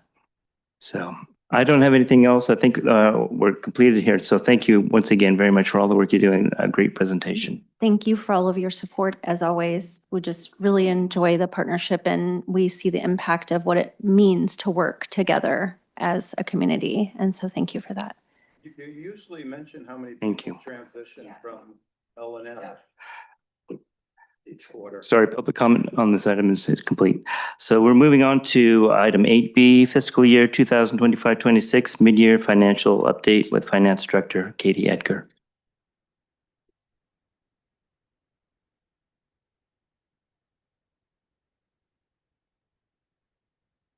Welcome. Good evening, Mayor and Council members. Katie Edgar, Finance Director here to present the mid-year financial update for fiscal year 25-26. Next slide, please. The proposed action tonight is to receive a presentation on the mid-year financial update and adopt a resolution approving amendments to the fiscal year 25-26 budget. Next slide, please. Jumping right into general fund revenues, the first column represents activity through the first half of the year ending December 31st, 2025. The second column represents the total adopted budget. Next is the amount remaining for the end of the fiscal year. And the final column is the percentage of budget received in the first half of the year. Overall, revenues received from July through December totaled just over $10.2 million, or 51% of the adopted $19.9 million budget. Notably, this does not include the December disbursement of sales tax revenue, which is expected later this month. At the first quarter update, staff proposed several amendments to various revenue sources, realigning the adopted budget with the current trends. Most of the revenues continue to actualize as expected, with a few categories like property transfer tax and development fees presenting a bit ahead of budget at the mid-year. These revenues tend to fluctuate based on macroeconomic factors, so staff are not proposing any updates at this time, but we will continue to monitor closely through the third quarter. Property tax and charges for services are also presenting high. However, the timing of collections is variable for these sources, so staff are not proposing any adjustments to these revenues at this time either. The only proposed amendment in the general fund tonight is to reduce the transient occupancy tax revenues, which have not met the budgeted growth projections. Next slide, please. General fund expenses in the first quarter total $9.7 million, or 47% of the adopted $20.7 million budget. When adjusted to remove the non-departmental category, the department operational expenses are at 49% of the adopted budget. There are no proposed changes to the general fund expenses tonight, and everyone is trending on track. Next slide, please. Looking at the fund balance chart in the general fund, the first column represents the audited actuals for the prior year, fiscal year 24-25. The middle column is the adopted budget for the current year, fiscal year 25-26. And then the last column represents the revised budget, which includes the one amendment proposed tonight. The final audited figures have changed slightly from the audited figures that were presented at the first quarter financial update, resulting in a projected unallocated fund balance of about $208,000 after accounting for the proposed amendment tonight. The general fund will fully fund the reserve target, but I would like to note that the revenues are now slightly under expenditures for the current fiscal year. While this is not a problem, looking forward to the budget development, the goal will be to maintain a balanced budget with recurring revenues fully supporting recurring expenses. Next slide, please. Moving on to community services, a revenue received through December totaled $4.4 million, or 50% of the adopted $8.9 million budget. Second quarter TOT revenues picked up significantly compared to the first quarter's returns, with October and November returns reflecting promising year-over-year growth, driven largely by the opening of the new Appalachian Hotel. Staff are optimistic that the growth will continue and are proposing a conservative reduction of $253,000 to realign the budget with current projections and account for the low first quarter returns. Next slide, please. Community services expenses totaled $4.2 million, 44% of the adopted $9.7 million budget. There are two amendments proposed tonight for the Arts and Culture Division. Staff are proposing to increase the budget by a total of $46,000 to support initiatives that were unable to be completed in the prior year due to the timing of the Arts and Culture Commission Foundation and additional staff time to support the Commission's efforts. You may also notice that a new division has been added to the Community Services Department to represent activity at the Foley Community Pavilion. Consistent with council direction, staff are not proposing to increase appropriation for the activation of this division in the current year, but will rather reallocate existing appropriations to support the events that are relocated to this event structure this year. Next slide, please. Moving on to the Community Services Fund Balance, I would like to direct your attention to the last column on the right, reflecting the fiscal year 25-26 revised budget. The projected unallocated fund balance has gone down from the first quarter update due to a combination of the proposed amendments tonight, as well as adjustments to the final audited actuals in the first column. Overall, the fund is still projected to exceed the target reserve policy by about 3% or $254,000. Next slide, please. In the Measure T fund, sales tax revenue through November is trending in alignment with the adopted budget. Measure T's transaction and use tax revenue has been more resilient than the Bradley Burns sales tax allocation, which is the 1% of sales tax that goes into the general fund.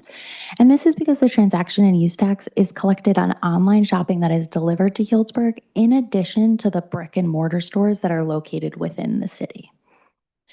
Expenditures are in alignment with budget expectations, and as a result, the fire substation being completed without using the entire construction contingency in the prior fiscal year, there is approximately $1 million in unallocated fund balance of Measure T revenue. While this additional funding is not currently allocated, several projects currently in design already have identified project shortfalls and will need additional appropriations to move forward with the construction contract award.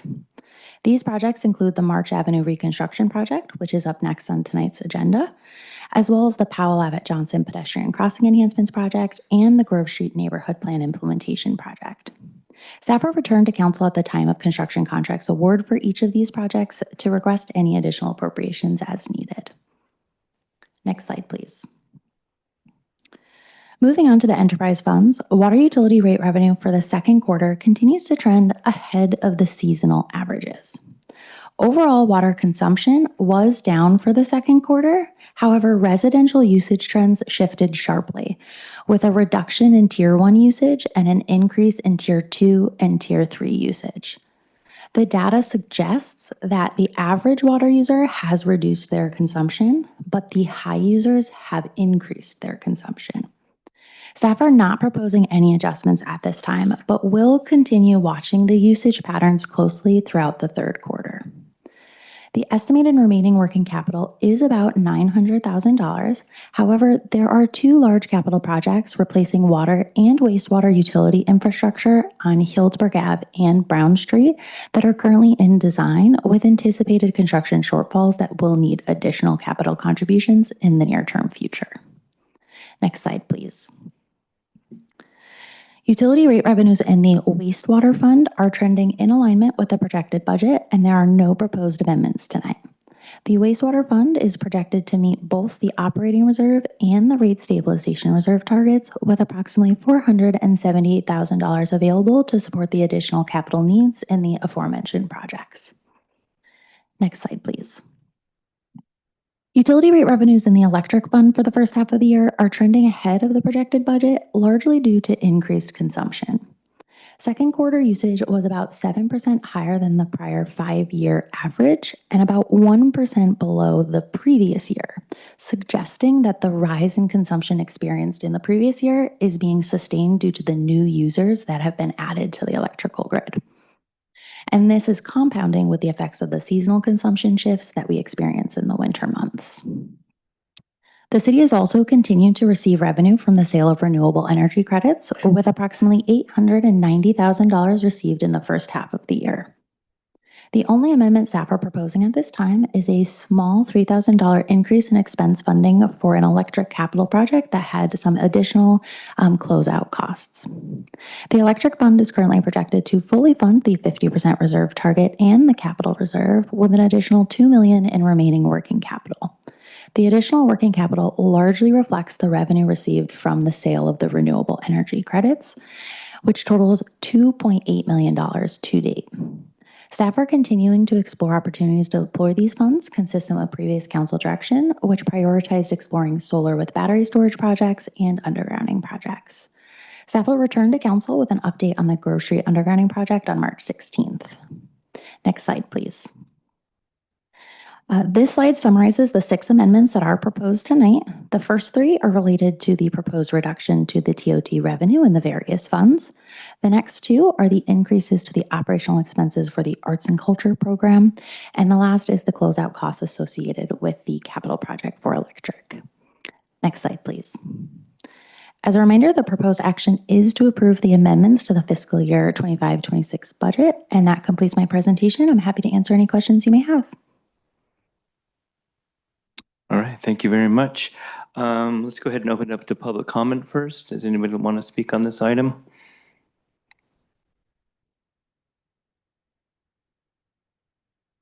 I guess I mentioned this earlier today, but as far as water rates, yeah, you sounded like we're not going to take any action on it. We're just going to watch it for a while. But what kind of surplus are we running as far as covering the cost of our infrastructure upgrades? Are we running a surplus, and why can't that surplus be funneled back to the residents in the form of lower rates? Okay, I'm going to close public comment, seeing nobody else here. Does somebody want to take that question? Maybe Director Edgars does. There may be someone else who can handle that one as well, but go ahead. So as far as water revenues, I mean, budgeting in general is more of an art than a science.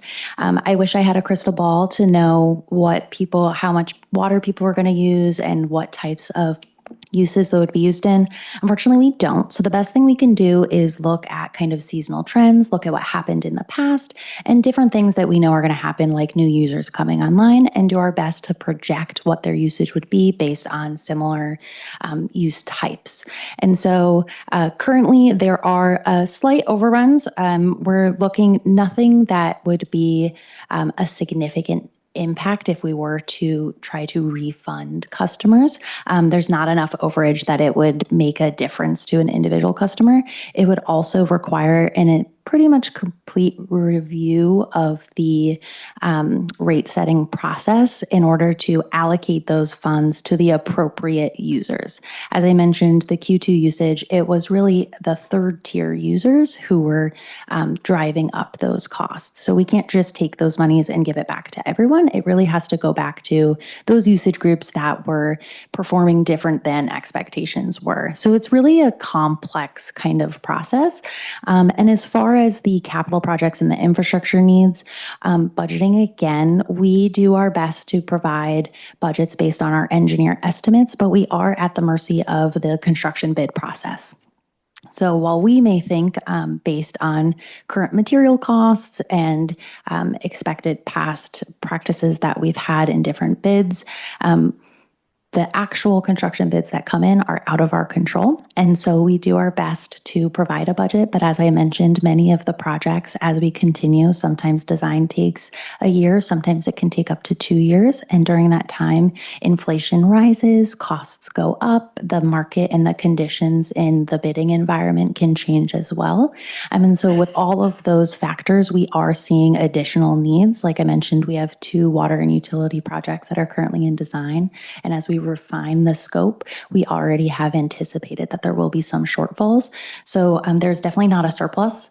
If anything, there's projects every year that we have to say, we would really love to do this. We need to do this. It has to be done. And we just don't have enough funding to do it. Mayor, if I strongly concur with what you just heard, I just want to really quick offer another thought. You will all recall when we went through a rate review a few years ago, as painful as those increases were, and they are, we actually didn't do near as much capital investment as we would have liked at that time. We were in a position with a perfect storm of with costs going up, with usage going down, where we were failing to meet requirements for some of our bonds, and we're actually in something of a perilous position. So I'm very happy to say, through your good work and our finance team's good work, that narrative has shifted, and we're a much more stable place right now. Nevertheless, what I just said is true. We've left a lot of what we think important projects out. That's not to say every new dollar must go to more projects. There's always a push and pull in terms of how much of that work you do and how much do you keep the rates down. As you heard from Director Edgar, at this time, the extra usage and the extra revenue is pretty modest. It's very modest. So there would be no windfall going back out there. And you heard it would be very complicated to do. But it's something the council can always look at. We have rates that go into effect annually. Generally, my philosophy, and I think our staff philosophy would be, the better we do, the better we do with the next rate study. There's always, I hate to say this, but there's always another rate study around the corner.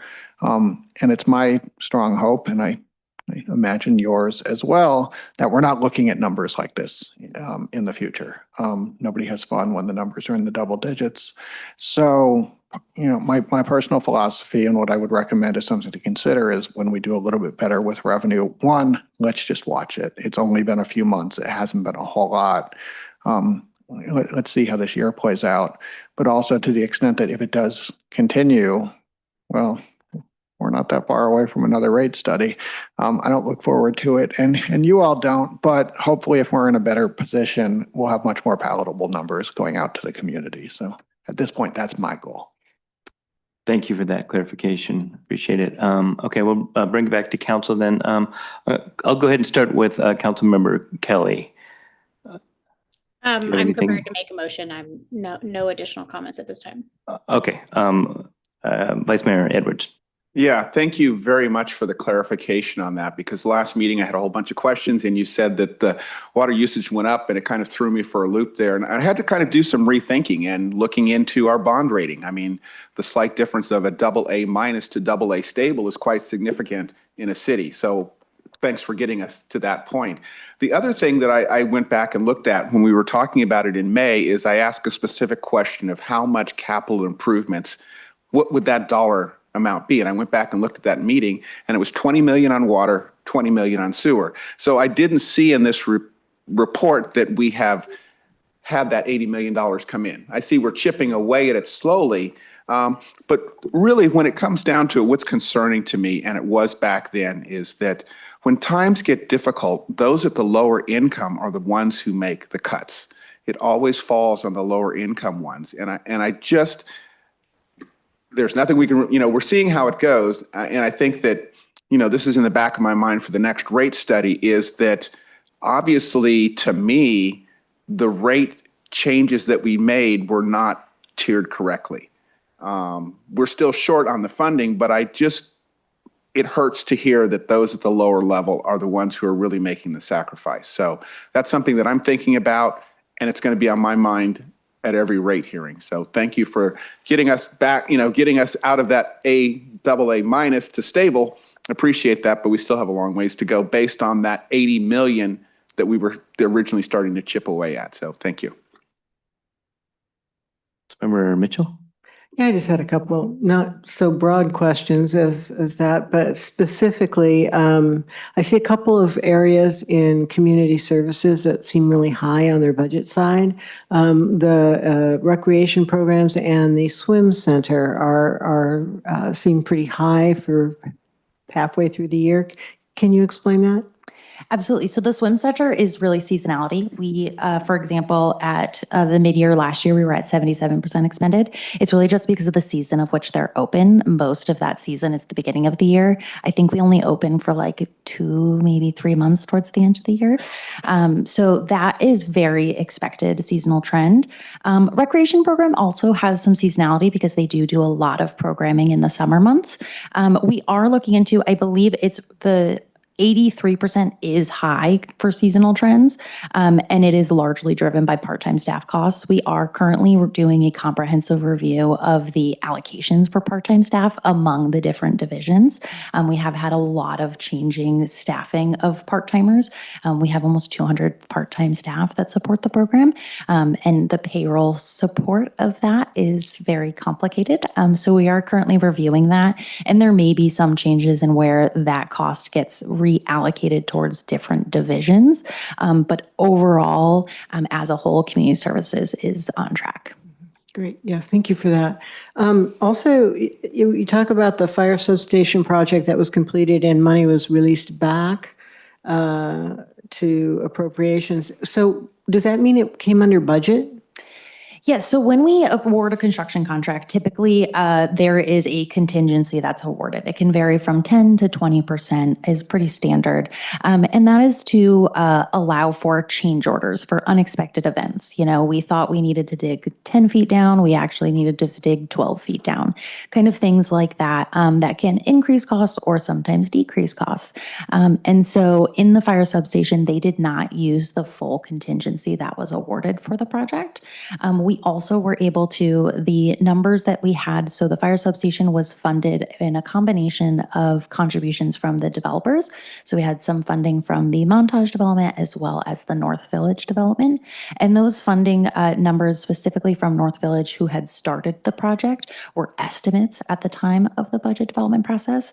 And later through there, when we were able to review all of the cost accounting through them and kind of go line by line, the final number ended up being a little higher. So that was also able to relieve some of those funds. So it was a combination of coming under budget and as well as having additional funding sources that allow us to reallocate some of those fundings in the future. That's great. Good news, right? One last question is about the TOT. Can you just kind of give us your thoughts on where we are with that? You mentioned that the Appalachian coming online helped, and we're looking to that to help with those funds and meet the budget.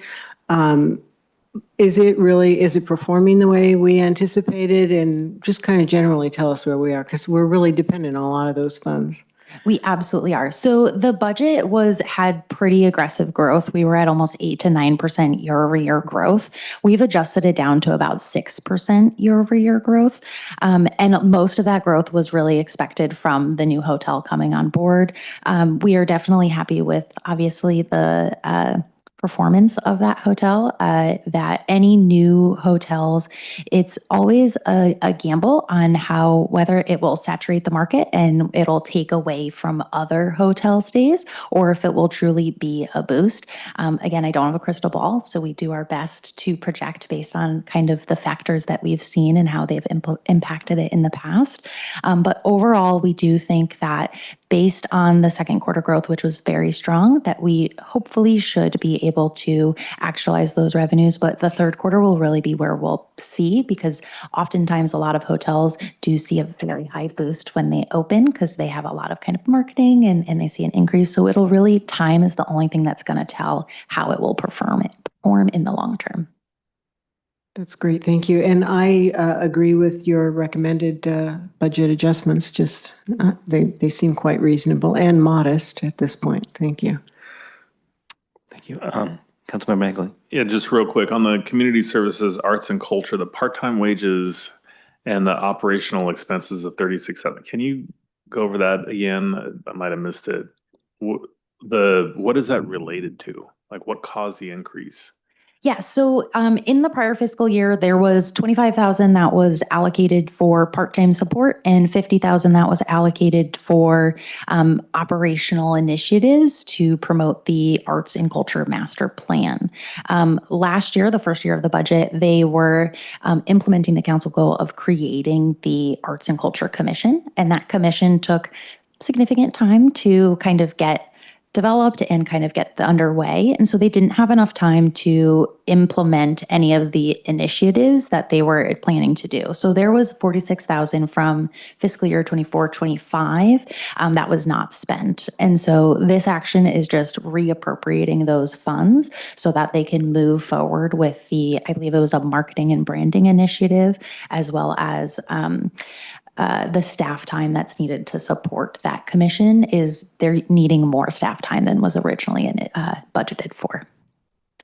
Yeah, I think that's the one that I'm a little concerned about because my understanding is there's a lot of subcommittees that have gotten formed. And so I was just curious, when I see like, okay, part-time wages, I think we all need to be aware when there's subcommittees formed that you're pulling staff over to now work with the subcommittee and it adds up and adds up and adds up and it pulls away from other things. So with that, I'm ready to second the motion that Councilmember Kelly would make if the mayor is ready. Did you have something you wanted to add? Yeah, I just wanted to clarify. I made a math error in my statement. Is that Director Zimmer said it was $2 million a mile to repair, and we have 20 miles of water, 20 miles of sewer, which is 40 million each to come up with the 80 million, not 20 million. Okay, thank you. Okay, I don't think we got a full motion yet, so I will entertain a motion now if we're ready. I move to adopt a resolution approving the amendments to the fiscal year 25-26 budget. Second. Okay, roll call, please. Councilmember Higley, Yes. Councilmember Kelly, Yes. Councilmember Mitchell, Yes. Vice Mayor Edward, Yes. Mayor Herod. Yes. All right, thank you very much. All right, moving on to March Avenue reconstruction and pedestrian upgrades, project bid award and approval, etc. Welcome, Principal Engineer Clay Thistle.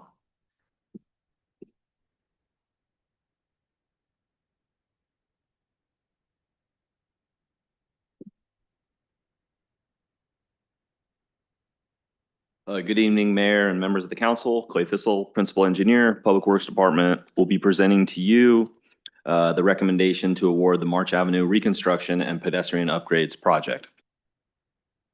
Slide right there. So the recommendation is before you tonight is to adopt a resolution awarding the construction contract, authorizing the city manager to execute the contract and approve and negotiate change orders up to 15% of the original contract value, approving a cooperative funding agreement with the Sonoma County Transportation and Climate Authority in the amount of $700,000, authorizing the city manager to execute the agreement, and amending the 25-26 adopted budget.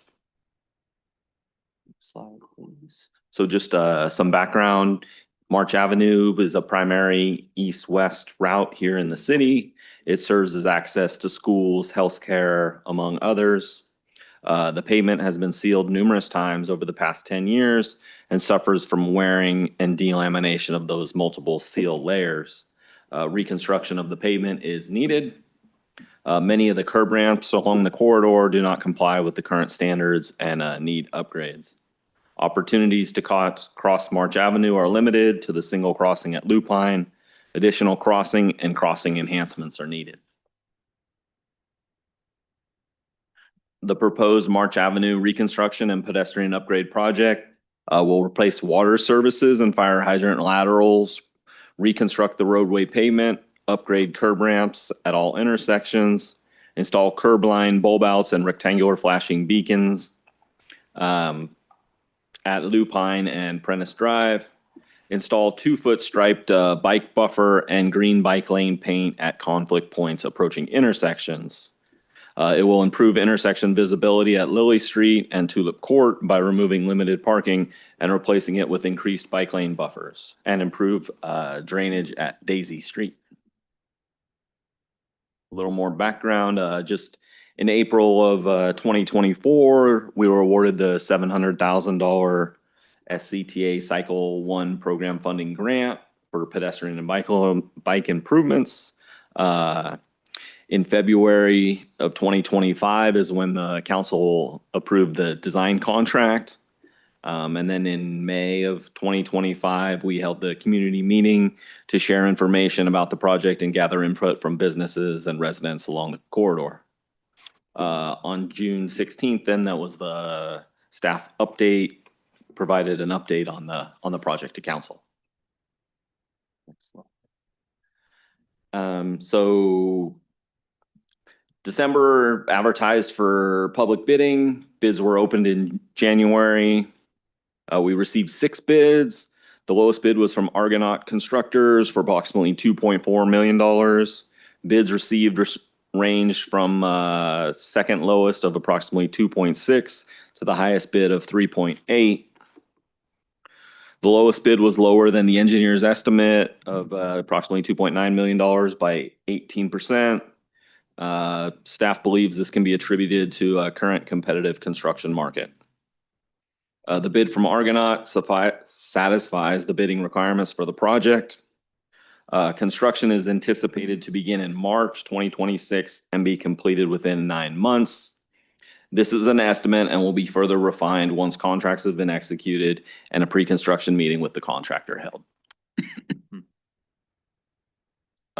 So the fiscal impacts, as previously stated, there was the low bid of approximately $2.4 million. A 15% contingency is recommended for unforeseen. That brings the construction total to 2.79. An additional 10% is estimated for inspection and construction management, bringing a total construction phase cost to approximately $3 million. The adopted budget for the project was $2.4 million. $280,000 has been spent, leaving a shortfall that staff has recommended be filled with our SB1 fund balance, along with funds for the water work and some Measure T funding of $130,000. So again, the recommended action tonight is to award the project, authorize the city manager to execute the contract, and negotiate and approve change orders up to 15% of the construction contract. Approve the funding agreement with SCTCA, authorize the city manager to execute that agreement, and amend the fiscal year 25-26 budget. That is what I had, and I would, if there are questions. All right, thank you. 1 second, we'll go ahead and start with public comment on this item. Anybody want to make a comment here? Seeing none, we'll bring it back. Do we have any questions? Councilmember Hagley. I have no questions. I'm ready to get this thing paved and fixed. Okay, I would like to make a motion. Let's just make sure that there's no other questions from the council. Councilmember Kelly, I'll check with you since you're remote. No, thanks. Okay. Just had a quick question on the construction timeline. You said it's March, and in March, we're talking, that's when they go out and start painting the street and doing that sort of work? Sure. So we haven't met with the contractor yet, and it will be their schedule to kind of develop how they want to go about pursuing the construction. Initial phases, is first we have to get the contracts executed. There are some electrical items for poles and lights, so those are long lead. They like to get those ordered so they can be in production. Next, it would be anticipated that the water work would be done. So this is replacing of those water services or fire hydrant laterals prior to the paving. The next phase of the work that would be anticipated would be the curb return work, so concrete work. and then ultimately when all that work is done and they've done the underground for the electrical, for the flashing beacons, that's when, what we're all looking forward to, is that repaving component. Okay, I wanted to ask that because people are wanting to know when we're going to get going, but as soon as we start tearing up the street, people are going, why are you inconveniencing me? So we have a kind of a layout on that. So thank you. You may be right. Councilmember Mitchell. Yeah, I just had a couple comments, and the first one is, woohoo, we're getting it done. Thank you. And the other comment is that Argonaut how does they say call it? Contractors, constructions, what is it? They call themselves Argonaut Constructors. Constructors, thank you. We're the ones who did our purple pipe project, right? And as I recall, they came in on time and under budget. Yes, Argonaut has successfully completed numerous projects here within the city of Healdsburg. Okay, great. So yeah, those are my comments. Nice. Okay, without further ado, Councilmember Hagel, Right. hit it. A lot of people have been waiting for this. I'd like to offer that we adopt a resolution conditionally awarding the March Avenue reconstruction and pedestrian upgrades project to Argonaut Constructors, Inc. in the amount of $2,427,215.15, authorizing the city manager to execute the contract and negotiate and approve contract change orders up to 15% of the original contract amount, approving a cooperative funding agreement with Sonoma County Transportation and Climate Authority in the amount of $700,000, authorizing the city manager to execute the agreement and amending the fiscal year 2025-2026 adopted budget. Think you could have read that a little faster? Yeah. We have a second. There's speed Second. limits. Okay, roll call, please. Councilmember Higley, Yes. Councilmember Kelly, Yes.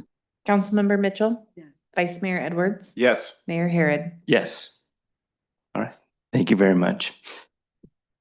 Okay, moving on to appointment of applicants to the Parks and Rec and Senior Citizen Advisory Commissions. City Clerk. Good evening, Mayor and council members. I do not have a formal presentation for you this evening. The recommended action is to appoint 2 applicants to the Parks and Rec Commission and 2 applicants to the Senior Citizens Advisory Commission for a term of 3 years due to expire January 1st, 2029. And I'm happy to answer any questions, and I'll pass it over to the subcommittees. Okay, who would like to begin? I'll go with the senior subcommittee. We met and had a great pool of applicants. And not only were we able to interview them, but we also found out a lot of information back from them on how some of our services are being utilized at the senior center. So at this point, we wanted to go ahead and reappoint Rita Cordova and appoint Donna Riley, our recommendations. And it was very gratifying that we had so many good applicants, Yeah. and enthusiastic members of our community who all utilize the senior center and things that go on there. So they're very familiar with it. So, and this, I think, is a long way from where we were a while back when we were saying, man, nobody's applying, maybe we should combine them, all these things. So, I mean, it's really turned a lot. And I would give Ron some credit for that. I think his enthusiasm. So yeah, these are great people that were, I think, recommended. Yeah, and it was really hard because we had good applicants. Yeah. All of them were very good. And as usual, I like to encourage them to keep their eye on when there are openings to continue to want to participate in the process. I think Councilmember Higley. Yeah, so same, we had 4 applicants, great interviews with all of them. But at the end of the day, when we're looking at some of the big projects that are ongoing, we've got the Parks Master Plans, we've got a lot going on, we've got the Foley Family Pavilion. And just based on the conversations and the level of experience in that position and the knowledge that comes with it, we are recommending Ron Dobley and Valerie Cronin to be reappointed. It's always hard when you're reappointing somebody because you want to help elevate people, but where we're at today, I mean, the experience that they bring to the table, especially with what we have coming up, I think is very valuable. And to your point, made sure that everybody, we made sure to tell everybody, hey, there's the smart area plan. There's some other boards and commissions that you can apply for that we need the community input. So, it was nice to see new applicants come in, and I want to make sure that, that we're continuing to encourage people to apply. Councilmember Kelly, do you want to add anything? Just to echo that it's so great to see applicants, who are interested in both of these commissions. And I want to encourage folks to reapply and to look for other ways to get involved. We have that community advisory committee coming up for the station area plan, and just lots of different community meetings and events. So even though we're choosing to reappoint folks to, I think actually Valerie possibly was a partial term too, so this will be her first full term, I think. But just appreciate everybody's interest in being involved, and excited to see the work continue. Okay, thank you, all of you, for your work on those selections and suggestions. I appreciate your thoughts, both, and yeah, tough decisions and really wonderful community who wants to step up and serve. So we will do our best to honor that intention and give them a role where we can find it. But right now we're looking at appointing Donna Riley and Rita Cordova to the Senior Commission, and Ron Dobley and Valerie Cronin to the Parks and Rec Commission, reappointing in that case. Can I have a motion? So moved. Second. Roll call, please. Mayor, may we do public comment before I take the roll call vote, please? Sorry. Yes, anybody in the public like to speak on this item? Saying none, we'll bring it back. Thank you. Councilmember Higley? Yes. Councilmember Kelly? Yes. Councilmember Mitchell? Yes. Vice Mayor Edwards? Yes. Mayor Herod? Yes. And congratulations to the appointees, and thank you once again for your willingness to serve. So no new business. We will turn to council reports on matters of interest. Who would like to go first? Councilmember Hagley. I don't have a whole lot. I went to the mayor's and council member dinner in Cotati, and that was really about it for the last week and a half. Okay. Me too. Very good.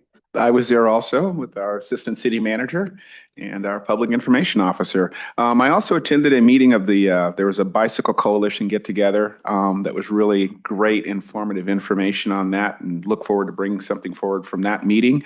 Also went to the Magical Bridge had an event introducing kind of a musical bridge concept, and it's really nice to see that they are really working hard on fundraising events and making this project move forward. So that was really exciting to have that. We had our Russian River Watershed Association staff meeting here. Looking forward to going through again, continued work on stormwater, regulatory forum, Streets to Creek, and our Water World projects that will be coming forward and helping us with these projects going forward in the coming year. And that's it for me. Thanks. I'm glad you made it to that Magical Bridge thing. I really was disappointed that I couldn't make it to that. So Yeah, I'm glad you're there. Yeah. Yes, I went to the mayor's and council members event. I was also present at the Russian River Watershed meeting. But I also got to go with Councilmember Kelly to the Healdsburg Schools mock city council and tour city hall last week, which was super fun. Such a great group of kids, and really fun to see them learning and excited about city government. So it was fun to work with Councilmember Kelly on that one. So Councilmember Kelly, you're last to go. Go ahead. Thanks. We conducted interviews for the Smart Train Citizens Oversight Commission. We will be announcing those later this week, but you may recognize some of the names of those who applied and some who get appointed. So that's great to have more community involvement from folks that we've been working with. I did attend the Bike Coalition Happy Hour and the Magical Bridge Musical Bridge event on Friday night, and also attended the American Legion Crab Feed with our veterans community at the Villa last Saturday.